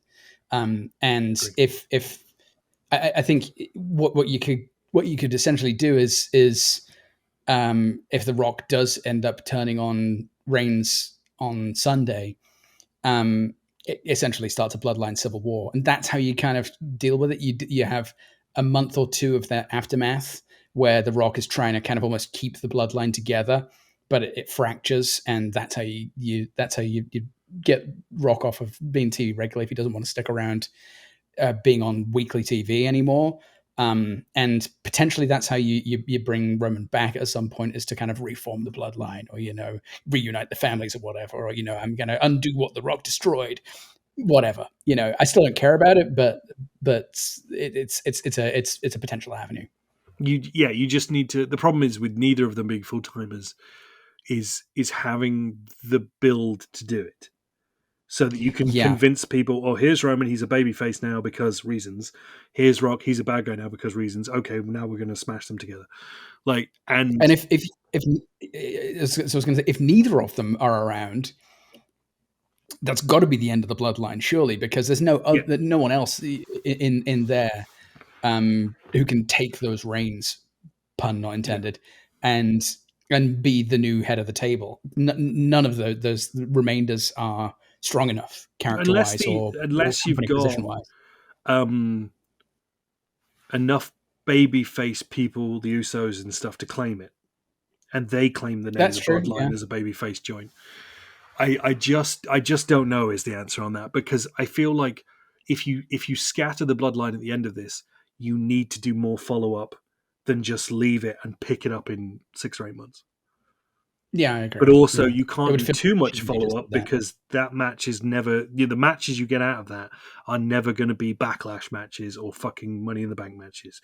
They're SummerSlam matches. True. They're maybe Survivor Series matches if you want to do Rumble. They're big event matches. And that I'm willing to just go on the ride and see where it leads. But interesting. Do you think that we get another match on this? Because you pointed out that, I think, what is it, 7 on night 1 and 6 on night 2? My guess of that is it's just because that last match is just going to go extra long. But if you were to, if we were to put our booking heads on, and having already talked about people that aren't on the card, what could be a potential last minute booking and to add a 7th match? I don't think it's a match exactly. I think there's probably an angle or a fuck around to be had. Angle. You suck. Anyway, I think there's probably some fun to be had with talking, and there might be some moves. And I could see John Cena coming out and going like, "Well, you're not going to have a WrestleMania without me. Whoever in the back wants a match, you come out here and you fight me." And that's where I think you might get like a John Cena type thing, just like he comes out for an open challenge type shenanigan. He has unfinished business with Solo Sikoa, doesn't he? Didn't he get beaten to fuck in Saudi Arabia by him? He did. Oh, which could give him a reason to come out in the main event. I just don't see it. Oh yeah, I no, don't. I don't. I hadn't thought about it before you said it, but I'm in complete agreement with you. If they did bring out Austin or Cena, it does somewhat potentially, unless they come out and just they don't interfere with Cody and Roman, It's a and they side just quest, take care of the people who are already interfering. Yeah, someone's trying That to run might be down a to way to help do it. out. They come out to beat them back. It doesn't affect the match in the Exactly, ring. yeah. It's just that's the only way you can do it Yeah. without Braun Breaker. That's who you Braun get Breaker. to come out to answer John Cena's own Okay. call. And you have All Braun right, I can Breaker see that, debut yeah. against John Cena, and it gives Braun Breaker a kind of definitive debut against a really big star. That's who you get to come out. I was trying to think who was missing. Cena being the man he is in the business, I could see him wanting to put Braun Breaker over in a big way to do that. But in a smaller way than he did. He had a match last year against Austin Theory, and it was I think it opened the night 2, and it was dog shit. It just wasn't quite there, and neither of them quite had it. So if you did it as kind of more of an angle thing, where it's just like, yeah, you're not doing this without me, and then Braun Breaker comes out and fucking destroys him, you could have something really fun without exposing anybody. Okay, I can see that. And I feel like that's probably the key. Okay, the question I was going to ask was, outside of those potentials that we're talking about, who are just kind of comebacks from the past, or big stars of the past who might come back and make an appearance, are there any surprises that we might run into?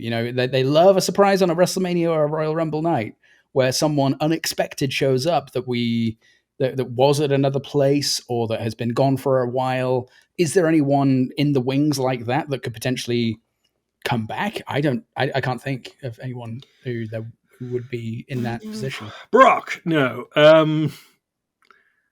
Cups of piss for everyone. Vince. Fuck off. He's just bought a ticket and he's trying to jump the barrier. I'm gonna shit on your head. No.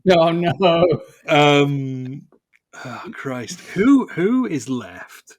Because I always want to say The Rock, and I know randomly, which is obvious for obvious reasons. But because I saw footage of, was it 30 or 25? One of the Manias from the past few years where he'd been gone for a while and he came back, and my God, was that pop gargantuan?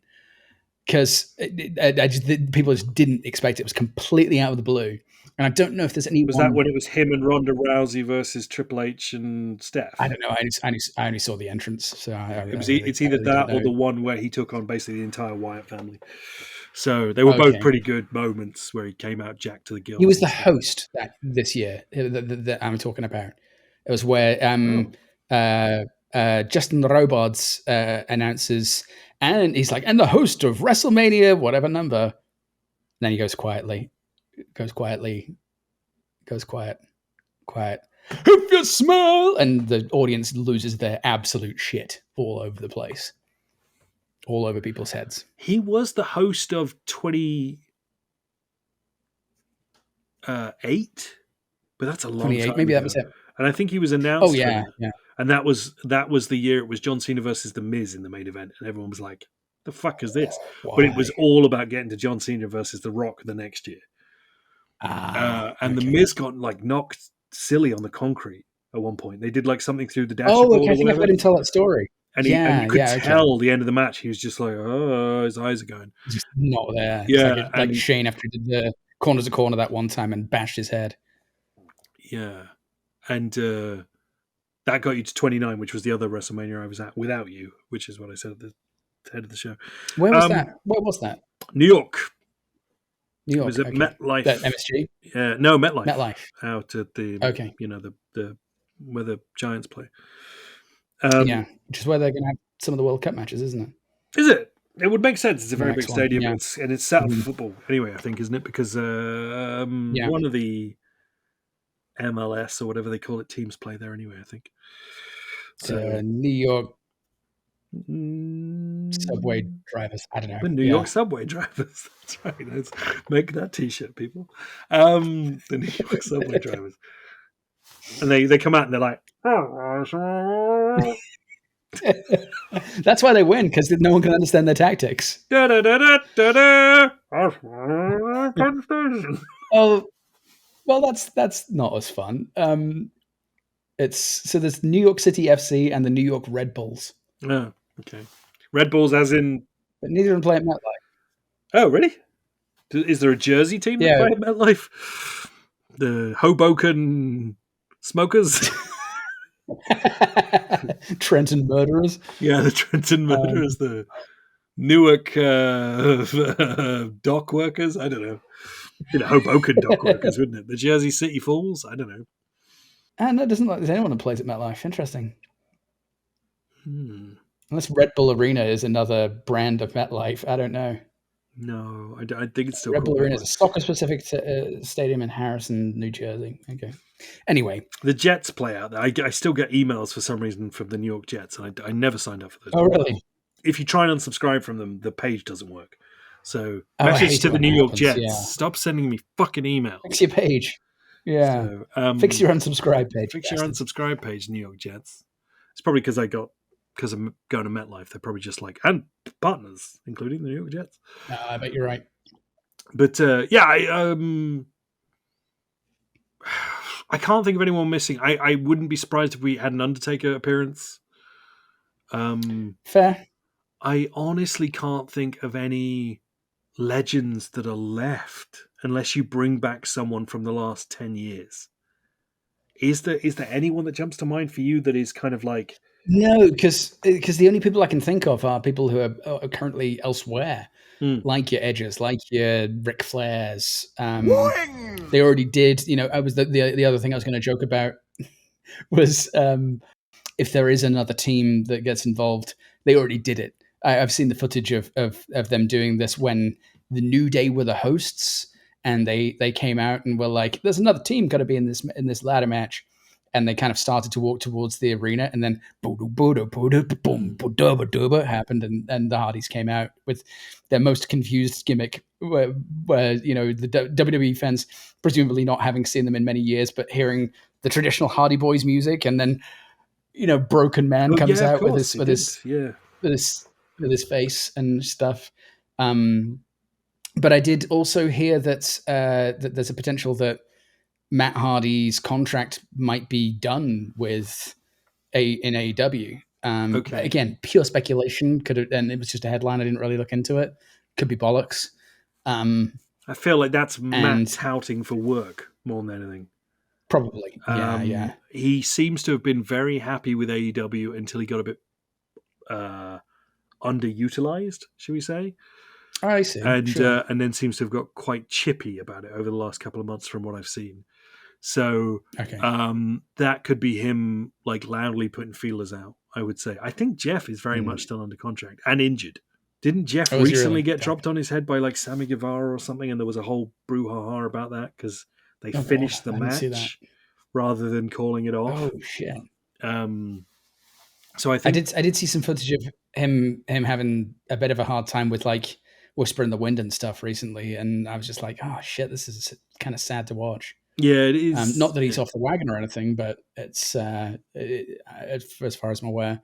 But just getting to that point where I think his body's saying, you jumped off too many 20-foot ladders onto too many tables. I would say because he's on the wagon is one of the reasons he's moving so poorly. If that makes sense. Like if he was fucked up, I imagine he'd be throwing himself around a bit more. But I've seen a few Hardy's matches in AEW, and they've been a tad rougher. But Jeff has had problems recently. That's not to say he couldn't be having troubles again, but I think he's very much injured at the moment. So, but I don't see them rushing to bring back Matt on his own. Put it that way. No, I don't see that either. But I mean, it's those sorts of people that I would think could be candidates to come back. But I just don't. No one springs to mind. Watch, just like we were saying, with Oscars predictions and stuff, there'll be someone we just haven't thought of. It'd be like, oh fuck, of course. Who'll pop out at some point, and we'll be like, yeah, how did we not even think about that? Or no one. Or no one, yeah. I mean, this is going to be like really the first one of the TKO era, right? So they're going to want to make it look very, very strong. Wait, does that sentence make any sense? They're going to want to make it look very, very strong, but they're also going to want to make it look very, very current. So I think that is true. You keep your not harkening back to previous eras. Yeah, because you don't want to like in the same way you don't want to take the shine off Cody by adding in a Austin or anyone. You don't want to take a shine off. Look how great we are now by harkening back. You do want the nostalgia play, yeah, but I feel like that's a segment, right? You bring out Hogan and you bring out whoever the fuck and like, hey, buy the new video game, everyone. Like 40 years. Yeah, of and I feel like you do it. True, and I feel like you do it in a more subtle way as well, like they've been doing. In that it's less an appearance, or it's less do you remember, and it's more of this style doesn't match what we've been doing in the PG era. This is it's turning over a new leaf, and it's harkening back to something that everybody says it was the best era, but we're doing it in our own way. And I think that's what all of this rock, saying motherfucker, fuck you, fucking fuck is about, Sting would be a really good one to come out. Considering he just retired. I don't think he'd do that to Tony Khan, to be honest. I think he had a very good time working there. But it would be amazing if he came out for one last big thing. I mean, everyone says that they missed the golden opportunity to have him and Taker at Mania. They could do it. Oh, God, now that match would be so creaky and horrendous. I don't think I want it. I would be terrified that someone was going to fucking Mickey Rourke themselves. Yeah. I'm not thinking of anyone else. I mean, yes, there's any number of comedy, nostalgia play type people you could bring out, but I think if you do something with Cena, maybe have Austin somewhere on there for yucks, Rikishi because there's a reason. I think that's enough in a way, and I can't think of anyone else from the last. This is probably if you have to either go back 20, 25 years, or you do someone from the last 10 who people haven't seen in a while, and I feel like there's no one from the last 10 who it seems obvious, right? So yes, you might have a kind of like, well, gee, shucks, it's been 40 years, folks, and Austin and Hulk are probably your people to do that, but you kind of also did that at 30, so you got to be a little bit careful. True. But I think there's going to be something. There's going to be 20 minutes filled on that second night with something, and it will probably be the celebration of something. Yeah, I think you're probably right. And it's going to be interesting to see how they, like the Triple H book shows have been a little lighter, a little more open to being jammed full of advertising packages and breaks for your Peacock advertising tier people, and so there could be a lot of chaff, which is fine over a 3-4 hour show. Once over 10 hours over 2 nights, it can be, like I said, that what felt like a 40-minute gap last year was too much. So there's going to be, especially when middle of the night. So they're probably going to be, if we speak about this again on Monday, if we do a wrap up, I feel like there's going to be a lot of me kind of going like, yeah, I was getting pretty fucking tired at that point. Or that was when I woke up on the sofa, like sure. Yeah. So it'll be interesting to see what this feels like in retrospect. But it feels like the hottest it's been in a while to me. And I know it is in terms of business, but it actually feels like since Rumble, I feel like we've been on a really, really good run. Oh, agreed. Yeah. And I'm hoping this isn't the end of it, but I hope it's like a really, really fun Mania, because I think we've deserved one for a while. And just having seen bits of the last 5 or 10 of them. I haven't watched the whole shows, but just kind of seeing what they've done. There have been moments that have been really great, but none that have been like, wow, that was a great Mania that I can see. Things like the Night 2 last year was basically like a bit shit, to be honest. Like they could have won it round if Cody had won at the end. Night 1 was pretty good fun, but maybe it was just because it was like 2 nights of staying up really late on the trot or something. But Night 2, by the end of it, it was just like, come on, let's, especially with the stalling, like it just felt like, just get on with it, and then it ended on that ending, and it was just like, oh, fuck it, I'm going to bed, Okay. Whereas night one felt like more fun last year, and that's the danger, I suppose. You have 2 nights, and you can look at them both and go like, well, one of them was better than the other. They invite comparison. Yeah, that is the danger of it. Yeah. So it occurs to me they'll do press conferences after both as well. So there'll be that's true. Another couple hours of bullshit to be had. So we'll see where that goes as well. Yeah. But yeah, you want to come back afterwards and chat about it, or you want to try and do? I think coming back afterwards and doing like a here's what we got right, here's what we got wrong is probably a good way of doing it. When I edit this, I will try and make a note of what we actually decided, so that we don't have to try and remember in retrospect. Apologies that you've got probably like 2.5 hours of rushes to go get through to edit this. But yeah, so we'll see you again next week, folks, with a post show to this pre-show where there might be a title on the belt. There might be a title on the belt, and until then, enjoy WrestleMania. Yeah, Damage Control, and the Japanese Grand Prix, and the Japanese, which we didn't even talk about, but there you go. No. Wing! Yeet. WrestleMania!